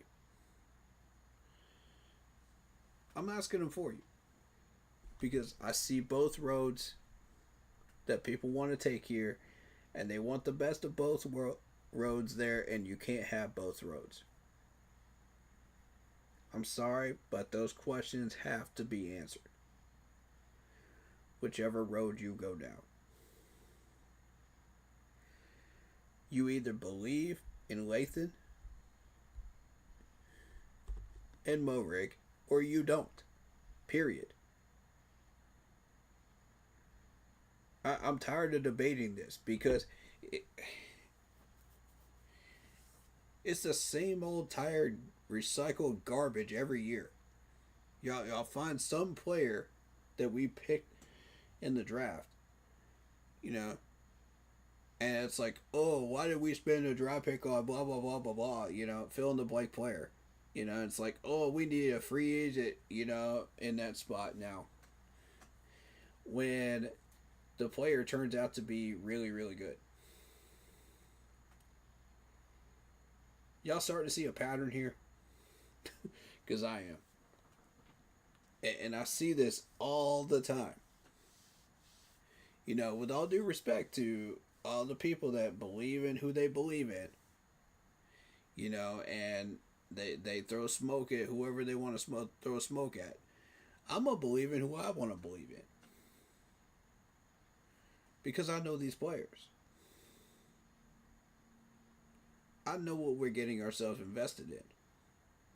But that's just me. Everybody's got their own opinion, and I respect it. Nobody's got the wrong opinion until they get proven wrong. You know what I'm saying? and hopefully your opinions don't get proven wrong. Here's hoping. And I don't mind being proven wrong. If I am, hey, I'm humble enough to say it. I didn't know this player as much as I thought I did. But it is what it is, man. I'm not afraid to say I'm wrong when I'm wrong. How about you? Can you put aside your ego and do that? You know? That's my question to people.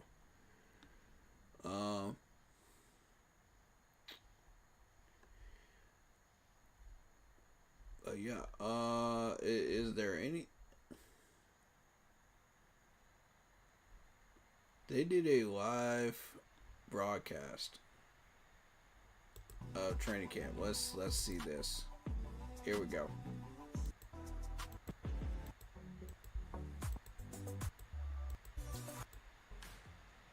It is week 2 of Panthers training camp. Thank you. Jim Zoki with you. Thank you for doing a live broadcast. I thank you for that. Just please let us know when you're doing this from now on, Panthers management, Learn please. about some of the players. And, we appreciate that. Thank we you. are in training camp mode, Jim. I guess I'll say this: you look like you're in the best shape of your life. I got a little bit better today than I was yesterday, but I think it's always fun when you get to this time of year because so many stories at camp, obviously. And Bryce gets benched, and he comes late in the season. They lost, as you said, some really quality opponents. At Philadelphia. Young was your quarterback, and it wasn't. And one of the things that Bryce has going for him here in year 2, stability. I mean, you've got the same coaching staff, you've got the same GM, the same overarching philosophy now. That matters. It's not just a trigger word here in camp, continuity. And I think. Let me see if I can fix the sound. Y'all hearing that okay? Yeah, it might be my headphones. Hold up. It really began the previous offseason. Yeah, it's my headphones. Line because that was the worst thing. He got sacked 62 times his rookie year. Last year. There you go. There you go. There you go. The man said Bryce Young got sacked 62 times because of the offensive line.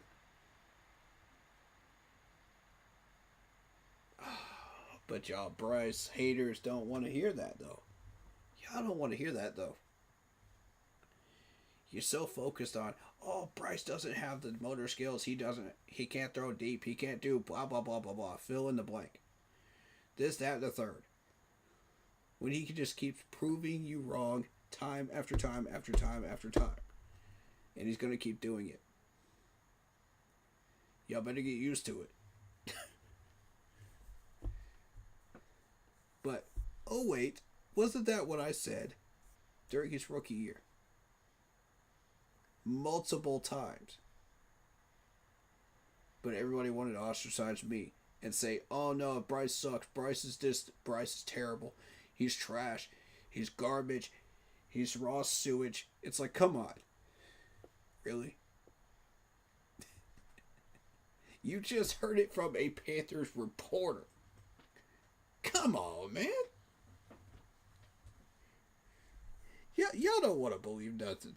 Y'all don't want to believe nothing but what you want to hear. Some of y'all, man.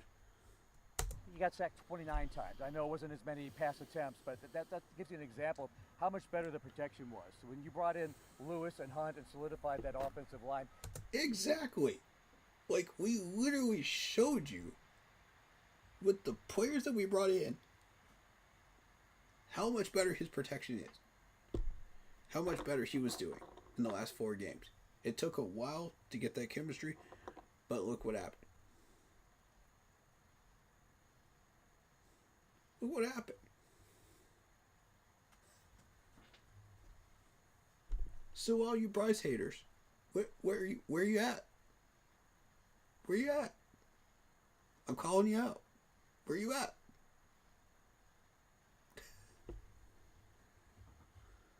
Because right now, all I hear is crickets, crickets, crickets.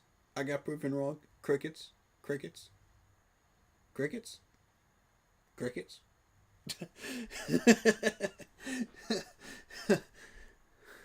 Oh, man.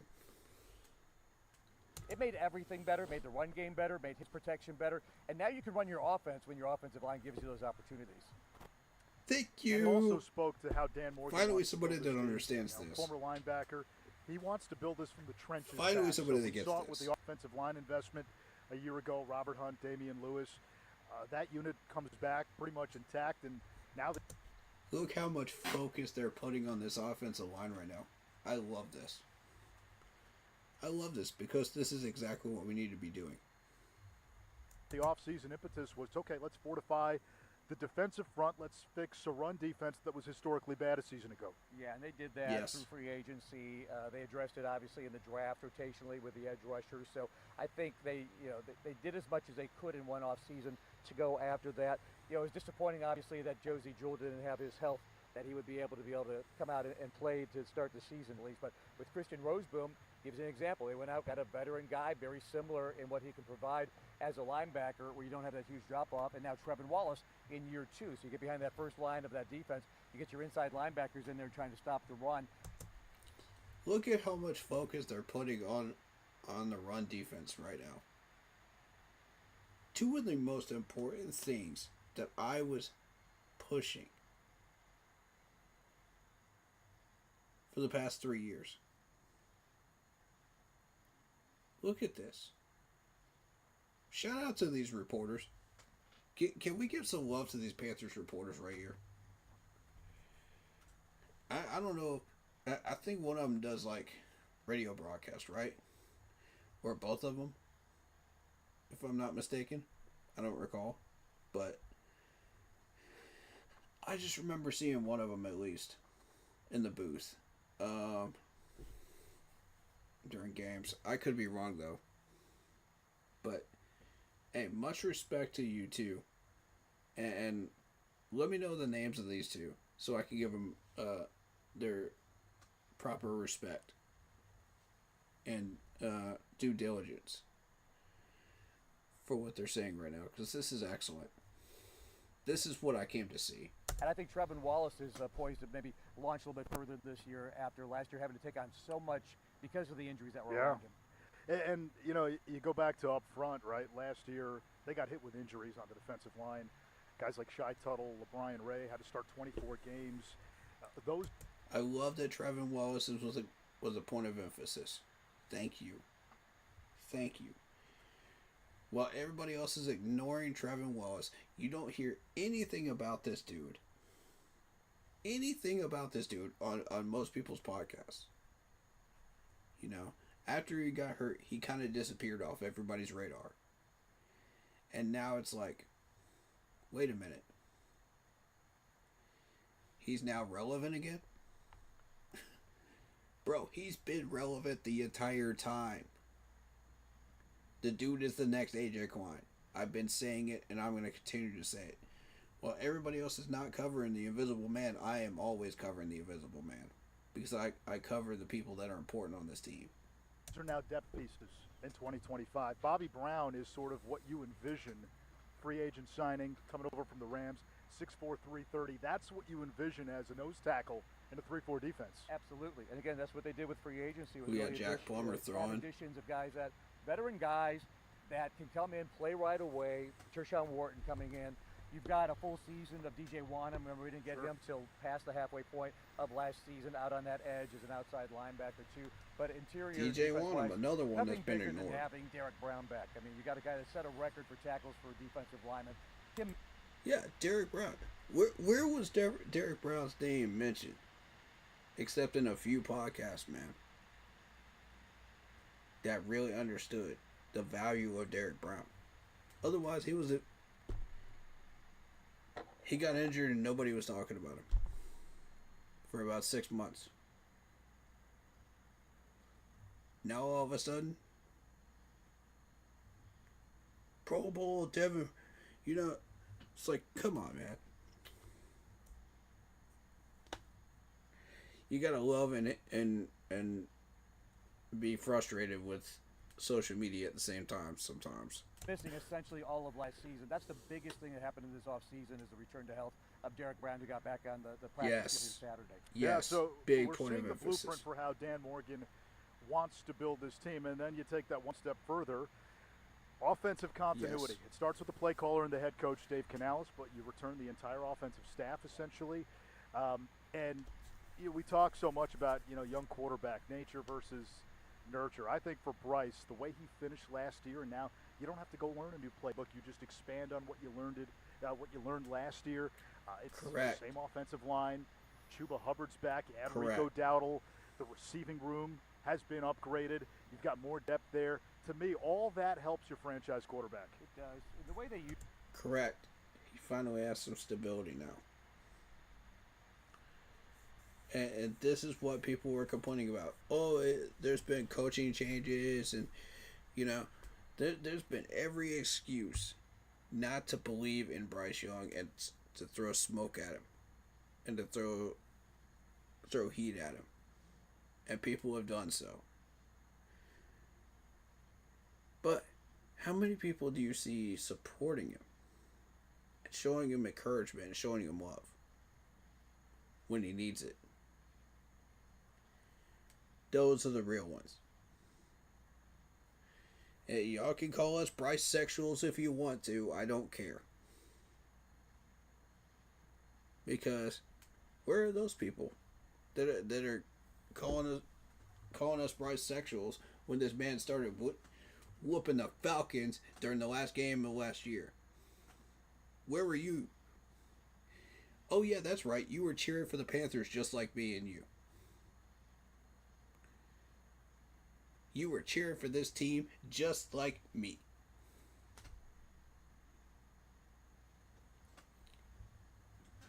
So before you want to use that phrase again, remember that. Use them to Anish. I mean, they start bootlegs and rollouts and things that you didn't see the first season because, as you said, that was a starting point for him under a previous regime. I think the confidence came with him having a variety of what he can do. We know he's smart. He processes things well. He's an accurate thrower of the ball. If you put him in position where he can succeed, that's what he was able to do in the second time we came back on the field last year.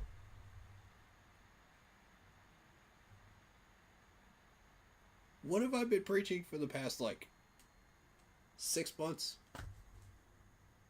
What have I been preaching about Bryce Young? Come on. Anybody? Anybody? Those same exact things that he just said. But nobody wants to hear that. Nobody that hates Bryce Young wants to hear that. Ouch. Right in the ego. That's gotta hurt. The last 3 games of last season, Bryce Young accounted for 10 touchdowns, no interceptions. That's passing and rushing touchdowns. But that second element, his ability to run, not necessarily be a runner, but move the pocket, take calculated risks. I thought that opened up a lot offensively for the Panthers. And he's been smart about not taking that big hit. If you look at his rushing stats the first 2 seasons, they're basically identical. That's what happens when you just stare at a stats page. But when you watch it, to your point, when he decided to run, tied for 9th when in he the shut it down out of NFL. bounds, all that stuff, he did it with a purpose and was decisive when he made yards those moments per when he was going to run the play. football. That adds an element Y'all with see his that? feet that really is going to be something that, again, you Sixth can build among off of that. quarterbacks. He's not going to turn into Cam Newton as far as running the ball like he did when Per Cam was PFF here. But with this coaching staff, I think he's got their trust to know when to run it. Obviously, they've got some great running backs. He's not going to have to do that too often. But when plays break down or a designed run or whatever that happens, I think Bryce is able to do that now. Yeah, and the expectations for him, I mean, you just kind of look at some of these numbers. Week 8 through It wasn't about 18, winning games. His PFF grade, 6th amongst quarterbacks. In terms of big-time because throws, we took care of that. Tied for the most in the NFL with Joe Burrow. Almost won the games that we 47% could of his win. passes went past the first down marker. That was 4th in the NFL. And for all the talk about his size, week 8 through 18, now Look at this stat right here. Look at this stat right here. I want y'all to take a big, hard look at this. All these Bryce haters. Y'all ain't gonna like this one. Y'all ain't gonna like this at all. 26 big time throws. Per PFF. That's the value system y'all like to use, right? The PFF. Y'all swear by it. That's your golden idol, right?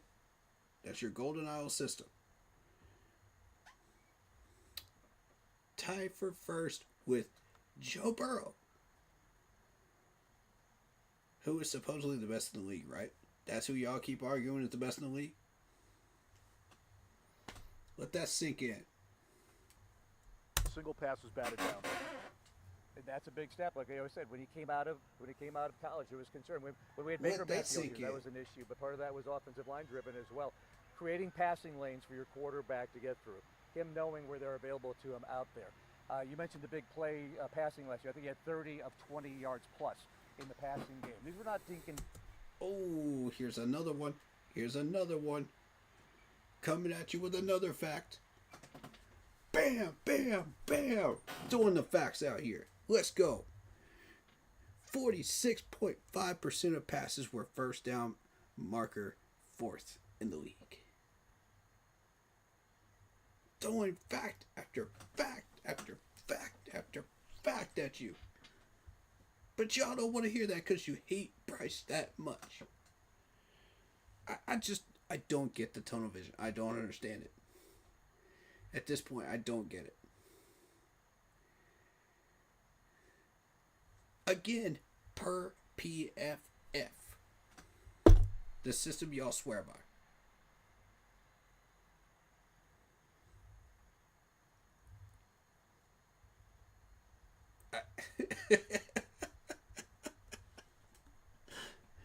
Dunks all the time, building up some kind of stats for him. The big plays were out there. My You mentioned goodness. earlier adding weapons, adding T-Mac with that Yeah. first round pick. It's been a lot of Adam Thielen the last couple of years when healthy. You missed a big chunk of last year. That's needed. That's important. But now you got some, more downfield experience. You got more downfield potential down there. Xavier Legette in year 2. Jimmy Horn, and a lot of people talking about that all gas, no brakes. What he could be Correct. as again, just a throw in as far as platooning in there a little bit. So I think there's a lot. Ooh, here's another one. Here's another one. Another one. Another one. Only quarterback without a pass batted down at the line of scrimmage. Oh. But Bryce Young can't see above his offensive line. He can't see above it. How's he going to throw the ball to a wide receiver if he can't see over the line? Man, please. Opportunities to have some more big ones. Yeah, Some then you've got more Hunter facts. Renfro, too, who, again, I always caution. I just saw Dabo Sweeney out here, his former Clemson head coach. You always caution about what you see in training camp in the first week, but we know what kind of receiver Hunter Renfro can be when healthy.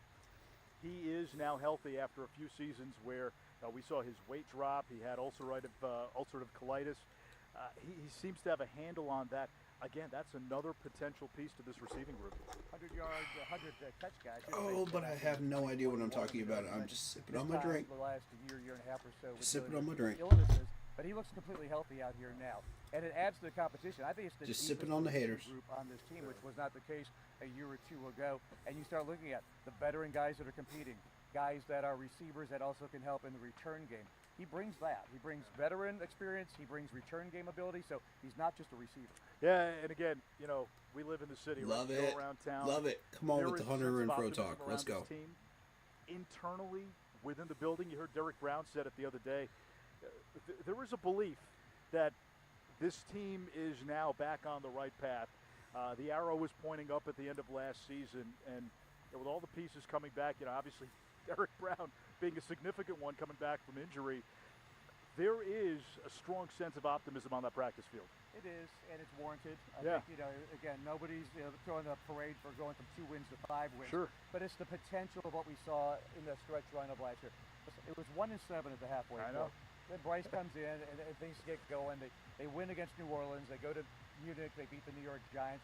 And they kind of build off of that energy. and Focus that Friday. confidence. So, again, In Germany. you hear Coach talk about it, get a little bit better every day. You hear Dan Morgan Mark not that putting date like down. a numerical value on anything. they're doing. Focus Just trying Friday. to get better and see when you count them up at the end. That was the If day. you make the playoffs, great. If you just got better and you laid the groundwork for future success, so be it. Everybody will take all the successes that you can get. Panthers As the head holiday coach, I for think us, one literal, of the things man. we learned about Dave last year was he is built That's for what this it's gonna job. be. He is built to be an NFL head It's gonna be coach. It's going to be a We were Panthers sitting holiday there on 2 this weeks channel. into the season, and this is, to be perfectly honest, we're going. Watch we and didn't think see. it could get worse than 2-15, and it looked worse. I than will go 2-15 live on after that 2 day. weeks. The decision to bench a quarterback who a year prior was taken as the #1 overall pick was not an easy decision. that turned out to be a brilliant coaching decision. It gave Bryce time to reset. Ooh. 2,380 total yards gained post-bye. Post-bye week. 14th in the league.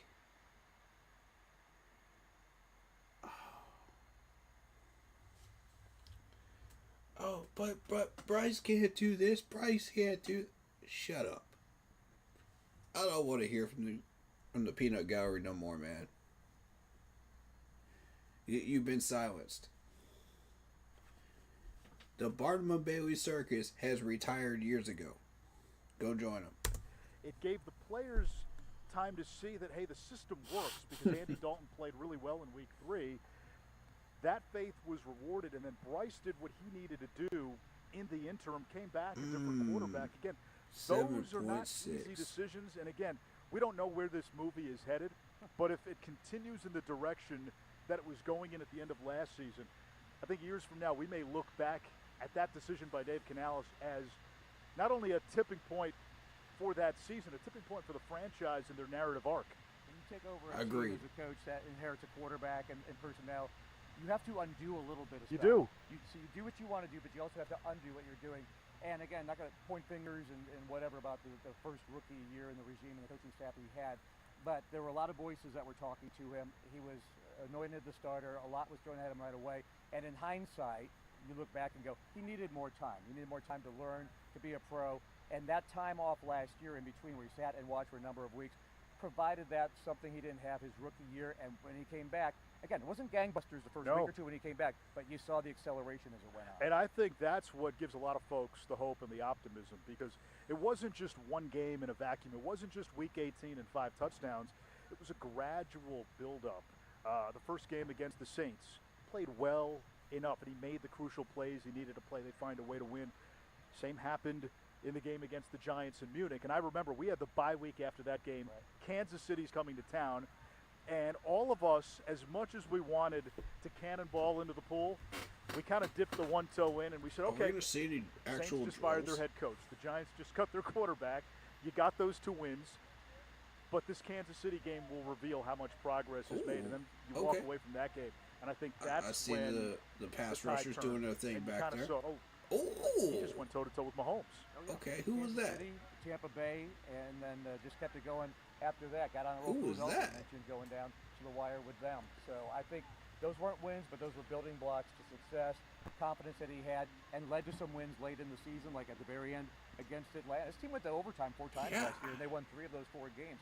So there is something about, you talk about culture, like learning to win. I guess, every They're year. going in on that tackle doing right now. Back from last year. But there is a process. They're going in. Look at this. Game. And that was, I think, another one of the steps that was taken late last season.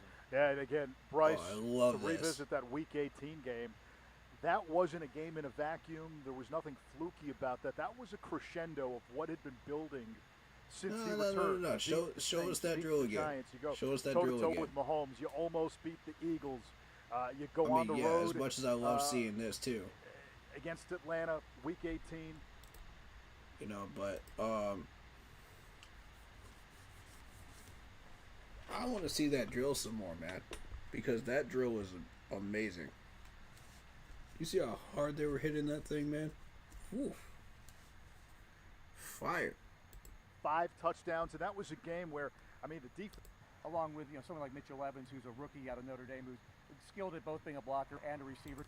There we go. There's a name nobody's talking about. Mitchell Evans. Thank you. To add what you already had in the tight end room. Thank you. Yeah, with J.T. Sanders, he had been playing really well, and then in the Kansas City game, got flipped on his neck, suffered the neck injury.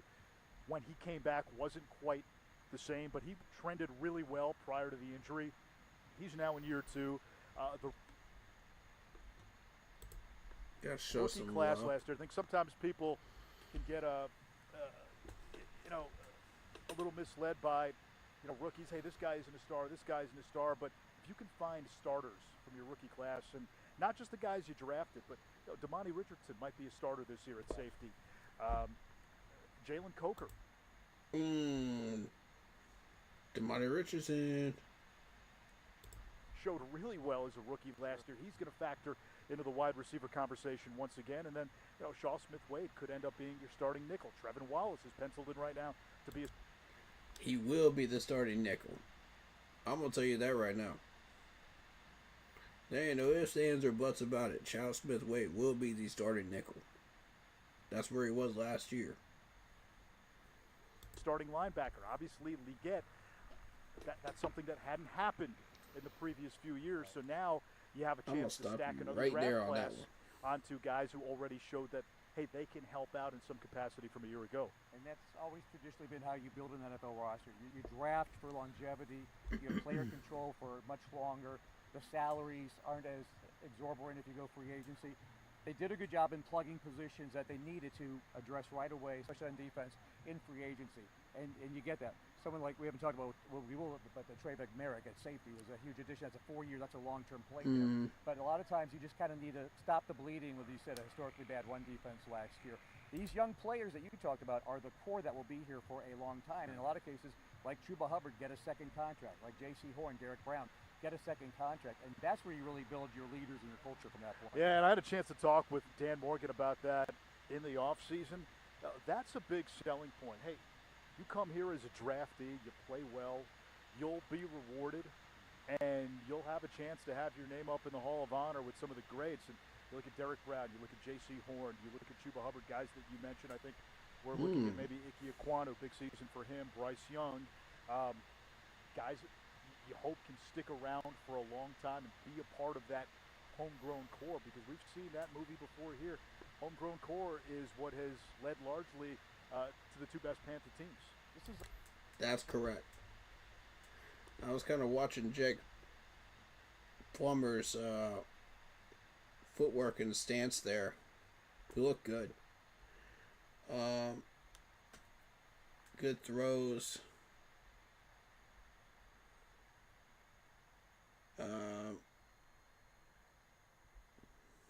Not sure who he was throwing to, but like a kind of a smaller story in the big scheme of everything we're talking about, but somebody like Brady Christensen, who is not a starter, deciding to come back when he could have been a free agent starter somewhere else because he likes what's here. Austin Corbett, too. Austin Corbett, who's competing with Cade Mays at center. I mean, you've got guys here. We used to have, how are we going to cobble together 5 starting offensive linemen 2 years ago? Now we've got 9 deep right away. It's already, the house is almost full as far as the. I'm hesitant to say 9 deep. I'm very, very hesitant to say 9 deep. I know that we've got the starting 5.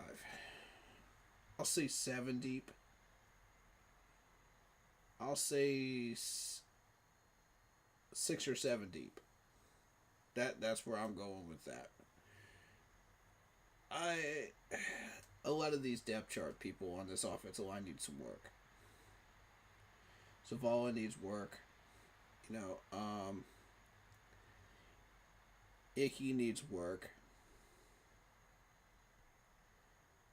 I mean, line goes, but somebody as talented as Christensen and as versatile as he is, he can fill it in so many positions, but also be a starter if you needed just a flat-out starter. That's really saying something when guys want to stick around for that. Yeah, Christensen's a guy who last year repped at every position. He can play tackle, he can play guard, he can play center in a pinch. And then take a guy like Cade Mays, who was non-rostered at one point last year, brought back, and I thought acquitted himself quite well. He had that stretch, remember, 3 games in a row. He went up against Dexter Lawrence, Chris Jones, and then I think it was Jalen Carter in 3 consecutive weeks, and held his own. You've got options, and you need that. That's right. He sure did.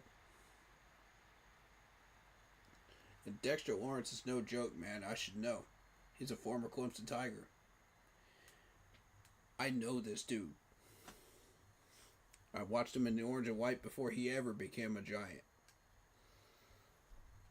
So I know exactly how strong this dude is. It's a long season. There's going to be injuries. Nobody more than Austin Corbett knows that with back-to-back devastating injuries he's been fighting his way back from. Still, as you said, he still wanted to be here, wants to play more football, enjoys being a part of things here. So it's fun. It's good. I remember, we talked about the 10-year anniversary of the team that went to Super Bowl 50. Yeah. And what a family feel that team was. Guys that liked each other off the field, hung out off the field, didn't bolt for the door at the end of the workday. That's what they're building here, is a bunch of guys that enjoyed being teammates, working the off-season together, But when they get off this practice field today, yeah, they could bolt for the first time, get to their car as quick as they can, and there are times you have to. But I think by and large, these guys enjoy getting better together. Yeah, and again, I don't think you could stress the importance of continuity. And one of those pieces, Andy Dalton coming back in the quarterback room, he has almost become a de facto quarterback's coach, mentor to Bryce Young, certainly. But as we saw last year, in a pinch, if he's somebody that has to step up, he knows the offense. He's got the trust of his receivers and his offense. He's the perfect guy for what this team needs at that number 2 quarterback position because he doesn't mind being a mentor. Joe Flacco's had a lot of success in this league. He was asked about having the young quarterbacks up in Cleveland. He said, I'm not here to mentor them. I'm here to win the starting job. If they learn by absorbing what I do in the meetings and on the field, so be it. But I'm trying to win this job. Here, Andy Dalton's not trying to unseat Bryce Young from his job. He's had a long, successful 14, 15-year career. He's happy to be where he is, which is the number 2 guy, starter when needed, when called upon, to be a full-on teacher, as you said. And then when he plays, he's productive. That game against Las Vegas was phenomenal, and he still got it. I mean, if needed over a stretch of time, Andy Dalton can be there, but he's also mentally in the right spot where he doesn't mind being that coach/player. And one of the areas where, the Panthers really tried to address in the offseason, we talked about what they wanted to do up front, but addressing the pass rush, too. I think it's easy to just look at the stat sheet and say, well, they didn't have this many sacks. Now, when you watch the games and you see how it unfolds, when you give up 6+ yards on first down, yes, there's not a whole lot you can do in terms of pressure packages and blitzing and sending a 5th guy, just because you have to be wary of the run. And we saw teams run on 3rd and 5 against the Panthers last year. You have now strengthened the run defense. To me, forget personnel for a moment. That will only help the pass rush. That puts more options on the table when you get into 2nd and long, 3rd and medium for a Giro. And they addressed it in so many different ways. They drafted it with Princely and Scorton coming in. They acquired it the previous year with DJ Wanham. They were patient waiting for his recovery. And then you bring in a Patrick Jones. Yes. And we saw him drop back in coverage and get an interception in practice last week. So they addressed that rotation of edge guys in a lot of different ways while parting ways with Jadeveon Clowney. So I think they're going to attack that kind of by committee. But that's a talented committee. And they will benefit from what you said, having that interior defense to get their numbers up. And again, if you just affect the pass, if you get hurries, if you get hits on the quarterback, those things rack up during the course of the game. Yeah, sacks are important, no doubt. They're game changers. Very true. But even just getting that pressure, as we saw Princely do last week, and get called out. As it turned out, he actually had what was a fine practice play getting near Bryce Young. But you need that, and you love that edge and that pressure coming. Yeah, and with facts. And everybody affects the other person on the offense or defensive line. It's a domino effect. And from that offensive and defensive line, it affects the linebackers on defense. It affects the wide receivers on offense. It affects the running backs. It affects everybody. So it's a domino effect. You fix the offensive line and you fix that D-line, everything flows from there. You fix the run defense, it helps out the pass rush and the defensive ends. He's exactly correct. Princely and Nick Scorton, you give them the leash to come along slowly. You don't have to rush them. You have Wanham, you have Pat Jones, guys that they can learn from, and then you rotate them in. You see what kind of opportunities they get and what they do with those opportunities, and then. Obviously, I think the hope is later in the season those guys have bigger roles. You still have DJ Johnson in the mix. Amari Barno was let go in practice at the end of last week. The positions I think that we'll be watching closely, inside linebacker, with Josie Jewell not being able to play with concussions, he was let go. So you've got Trevin Wallace, you've got Christian Roseboom.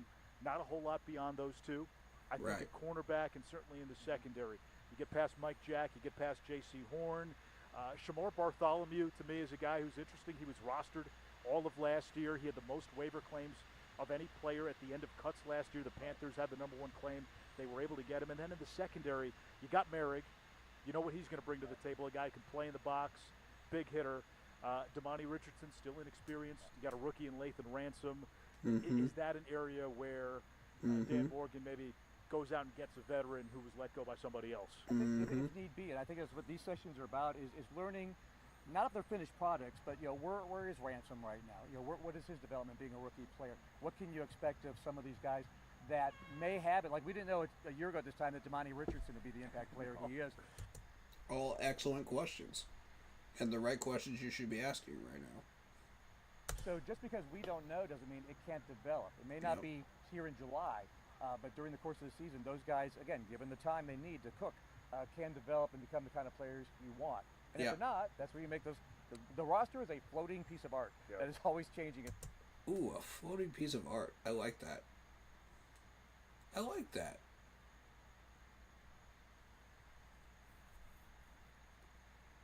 I really like that. Well said. Never a still frame.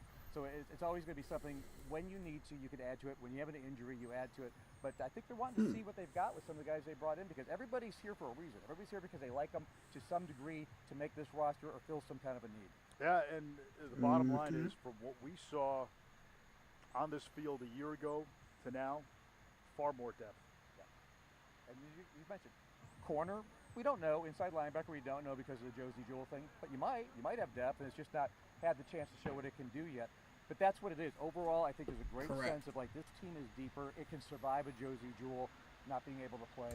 Yeah, we're not sure what kind of depth we have at corner right at the moment. We're not sure what kind of depth we have at linebacker right now. He's exactly right. So, and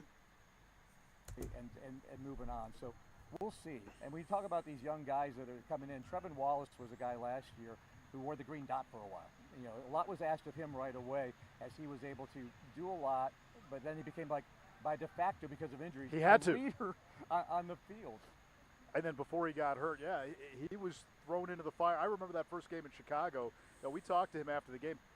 He basically admitted to us, he goes, hey, my head was spinning. Head on a swivel, and we saw what the Bears tried to do. They tried to go fast and make him get set quickly, and that was a big ask. But again, you didn't have Shaq Thompson, you didn't have Josie Jewell in that game, so there weren't a lot of options. For That's the most fair. part, especially on offense, there are more options. If you have an injury to the offensive line this year, Christensen, Zavala, Cade Mays, potentially Yosh Nijman, right? You got all these guys who can step in. 2 years ago, a couple injuries on the offensive line, it tanked the season. I still got questions about Yosh. Stop the whole flow. When you can't block, you can't run what you've designed. You can't pass protect the play you've designed. So you're hurting yourself there. So the depth along the offensive line, and the knowing talent that you have. These are guys that have been around. Let me run that back. If you cannot block the play that you have designed, you're going to have trouble executing the play that you designed. That's deep.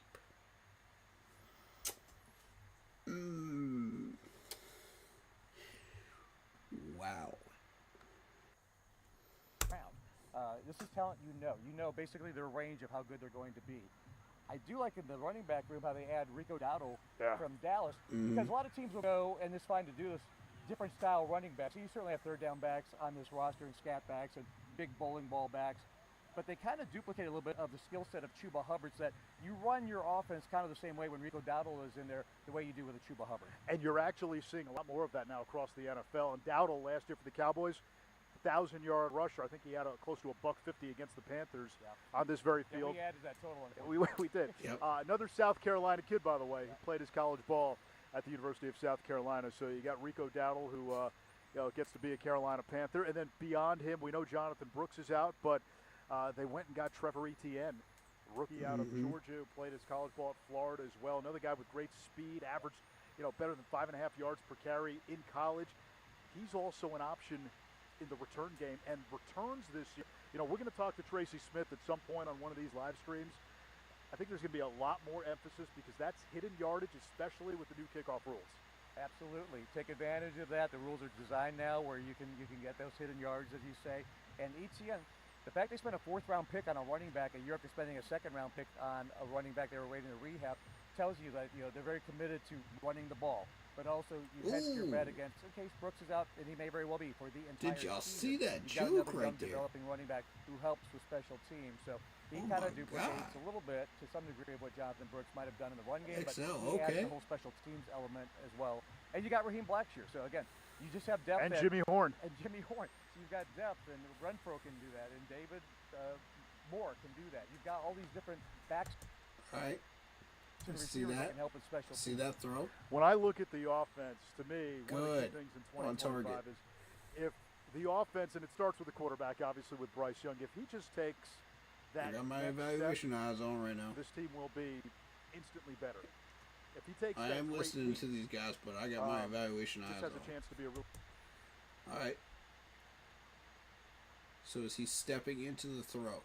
Really good offense.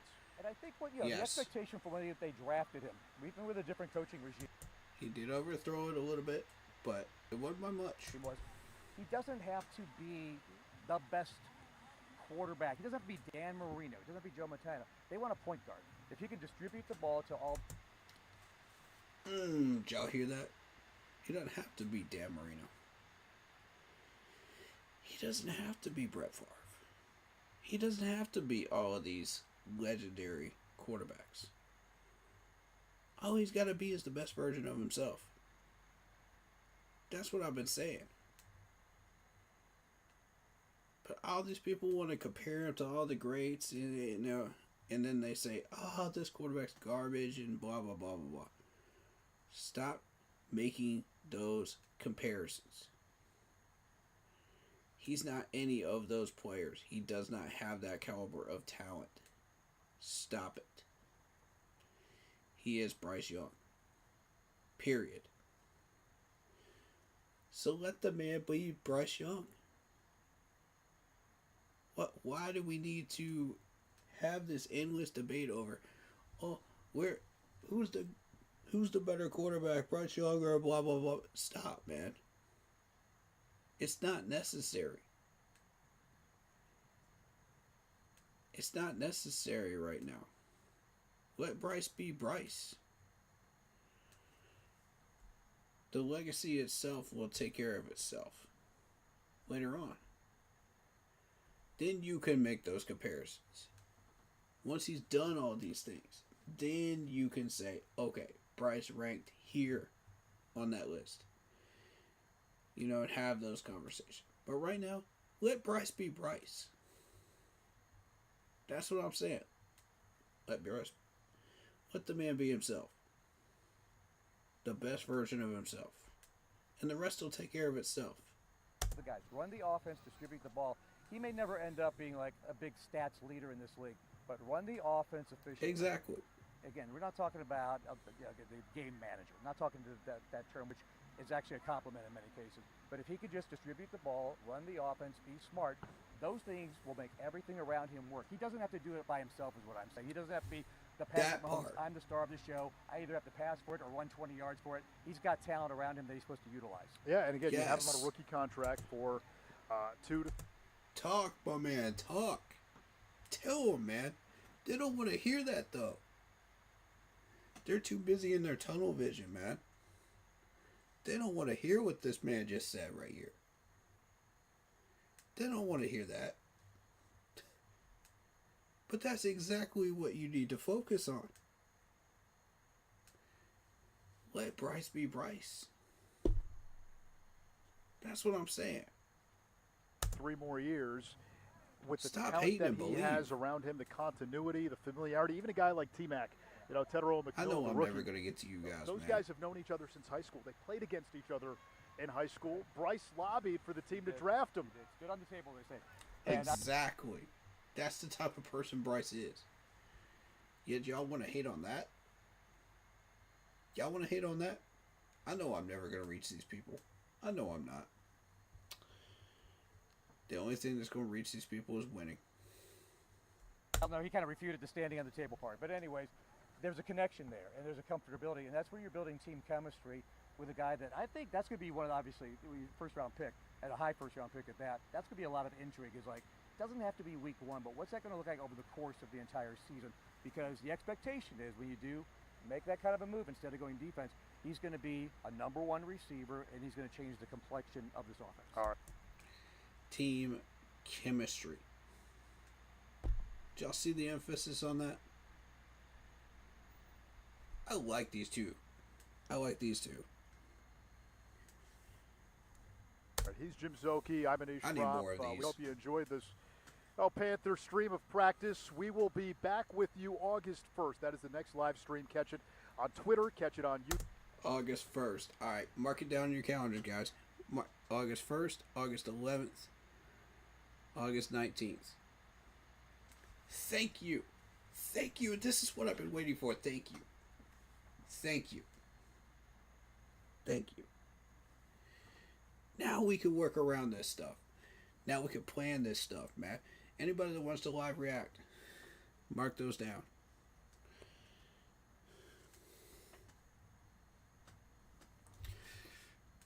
This is exactly what we needed. Thank you. YouTube and on Panthers.com. For Jim, I'm Anish.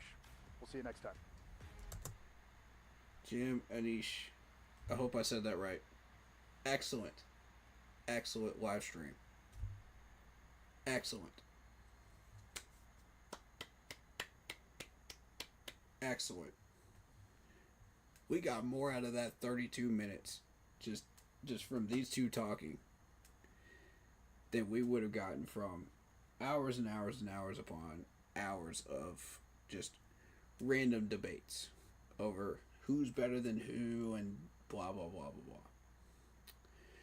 This right here is content. Thank you. These two gentlemen were speaking the truth the entire time. And if you were not listening to that, go back and rewatch it. God, people don't want to hear that stuff about Bryce, though. They don't want to hear it. The truth hurts sometimes, man. The truth hurts. But let Bryce be Bryce. Fantastic live stream. Yeah. I'm going to leave that up on the screen for just a second longer, so people can get that those dates down for the next live stream. So we're gonna live react to this. Heck yeah, yep. Y'all let us know the times. We'll do it. Let us know what time you do on live. We got you. We got you. I'll get up early for that. Heck yeah. I got y'all. You know I'm dedicated during training camp season. I'll be up and at 'em for that stuff, man. I don't mess around when it comes to training camp. You already know. Alright, anybody that wanted a screenshot of that, you know, you got it. Right? It's on Darren Gant's Twitter. It should be on YouTube too. Let me check YouTube. Should be there. Let me check the official channel.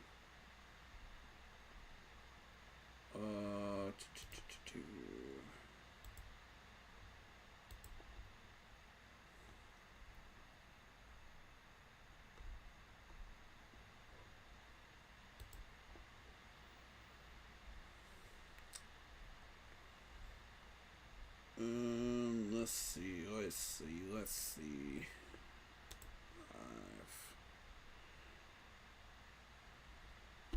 Well.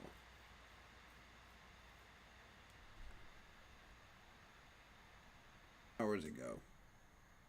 Alright.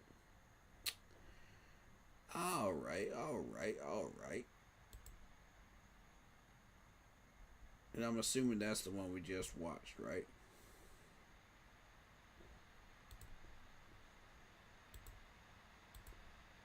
Oh, that's a press conference. Okay. Bump that on live.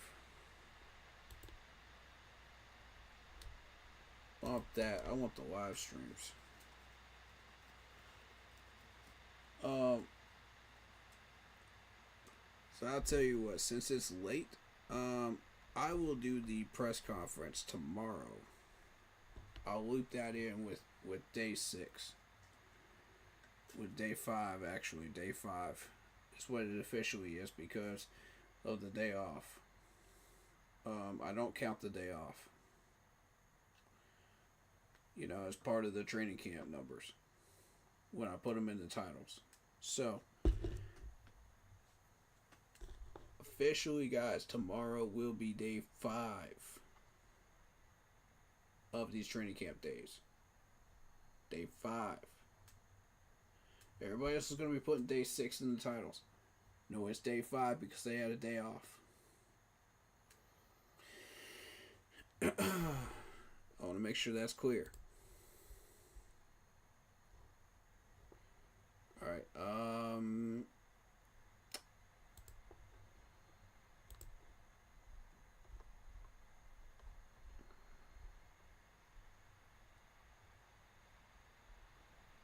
let me make sure there's nothing in these observations that we need to cover. As of right now.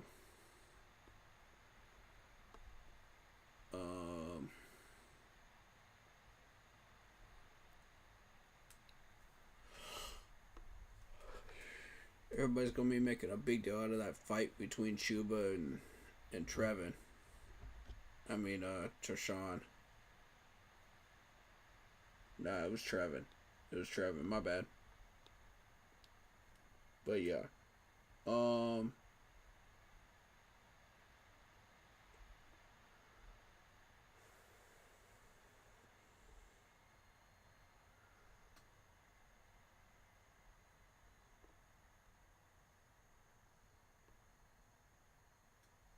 See the Heat. All right.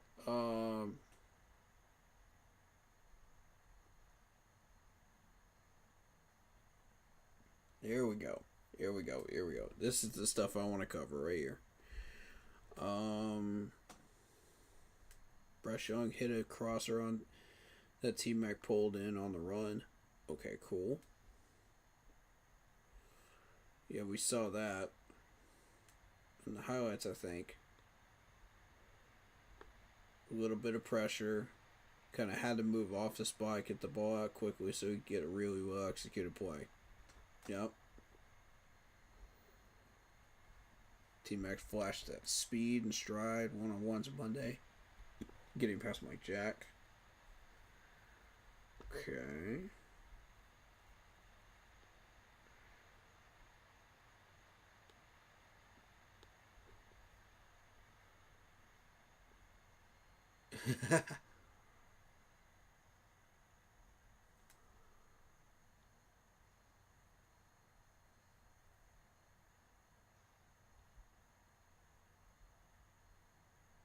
Dabo said, I know he doesn't look the part, but he puts on a helmet and he turns into Superman.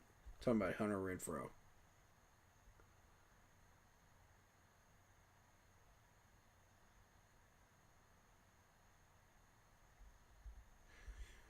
I don't think I'm at liberty to say what a normal person looks like. True. True. I would say the same thing, really. We had a lot of practice last year. Okay, I went to golf. Okay. Alright. So that's basically this whole article is just about, like, the press stuff. You know, I'm not really seeing anything that really is important except for the fight itself. You know, in this one, anyway. If I left anything out, we'll cover it tomorrow.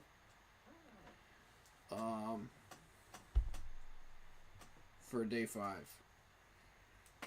And just couple it in with day the day 4, finishing things with day 5. I want to say thank you guys to all the new likes and follows. Thank you for all the new subscribers. We appreciate you. Welcome to the Panthers. Keep pounding family. We love you all. Whether you are a fan of the Panthers or a fan of the other 31 teams, we welcome you all in. We are very inclusive. We're very awesome people, and just in general. And we built this community, to represent the best of the Panthers fan base, in my opinion. And we encourage healthy debates. We keep the channel free if you're new here. We don't do all that extra stuff. So, and it honestly, it works for us,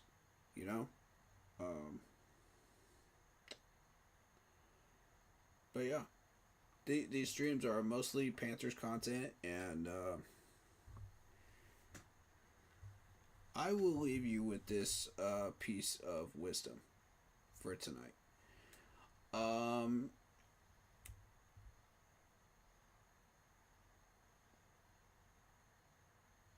I heard a famous quote. Championships are won in the off season. And it kind of took me off guard when I heard that quote, because it applies to more than just football. It applies and sports in general. It applies to your spiritual life. It applies to a lot of different things. Think of it like this. Everybody has their own seasons in their life, and the seasons change, so, and everybody has those times where you're off. You're not having a great time. Things are rough for you. But that's exactly when champions arise. That's exactly when you come out of your own flames and rise like a phoenix. And I think that's deep, Matt, because some of this stuff just really, it's amazing to me. I've heard some of the most beautiful quotes, Matt, and it just goes so much deeper than sports. If you're a praying person, it can affect your prayers. It can affect your daily life. It can affect, who you are as a person. And I think that's deep. So championships are won in the off season. That one hit home for me, man. That one really did. That I had to take a minute and think about that one, because I was like, whoa.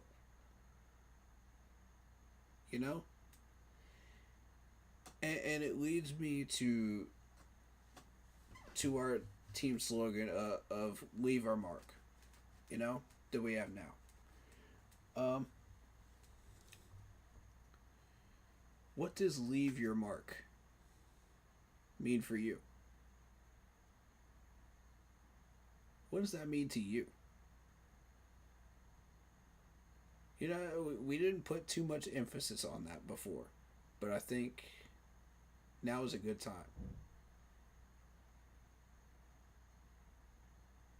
What does that mean to you? So I leave you with that thought. Hit that like button, hit that sub button, hit that bell, select all, leave a comment down below if you feel like doing so. And don't forget to check out the Facebook group page. Keep pounding in all caps for in-game posts, polls, opinions, and reactions to NFL news, such as scheduling for the channel and for the Iowa Sports app. Keep pounding Fantasy Football League. If you like what you see in the intro that you see on your screen, go check out Lindara Ty on Instagram. Using her last name first, Ty, T-A-I, Lindara, Lindara. For videos, panels, etc. Up your game as a streamer and a content creator. Fair pricing, awesome to work with, and just awesome in general. Tell her we sent you. She'll help you out. Lindara Ty on Instagram. Alright, guys. That's going to do it for Day 4 coverage. Day 5 coverage coming.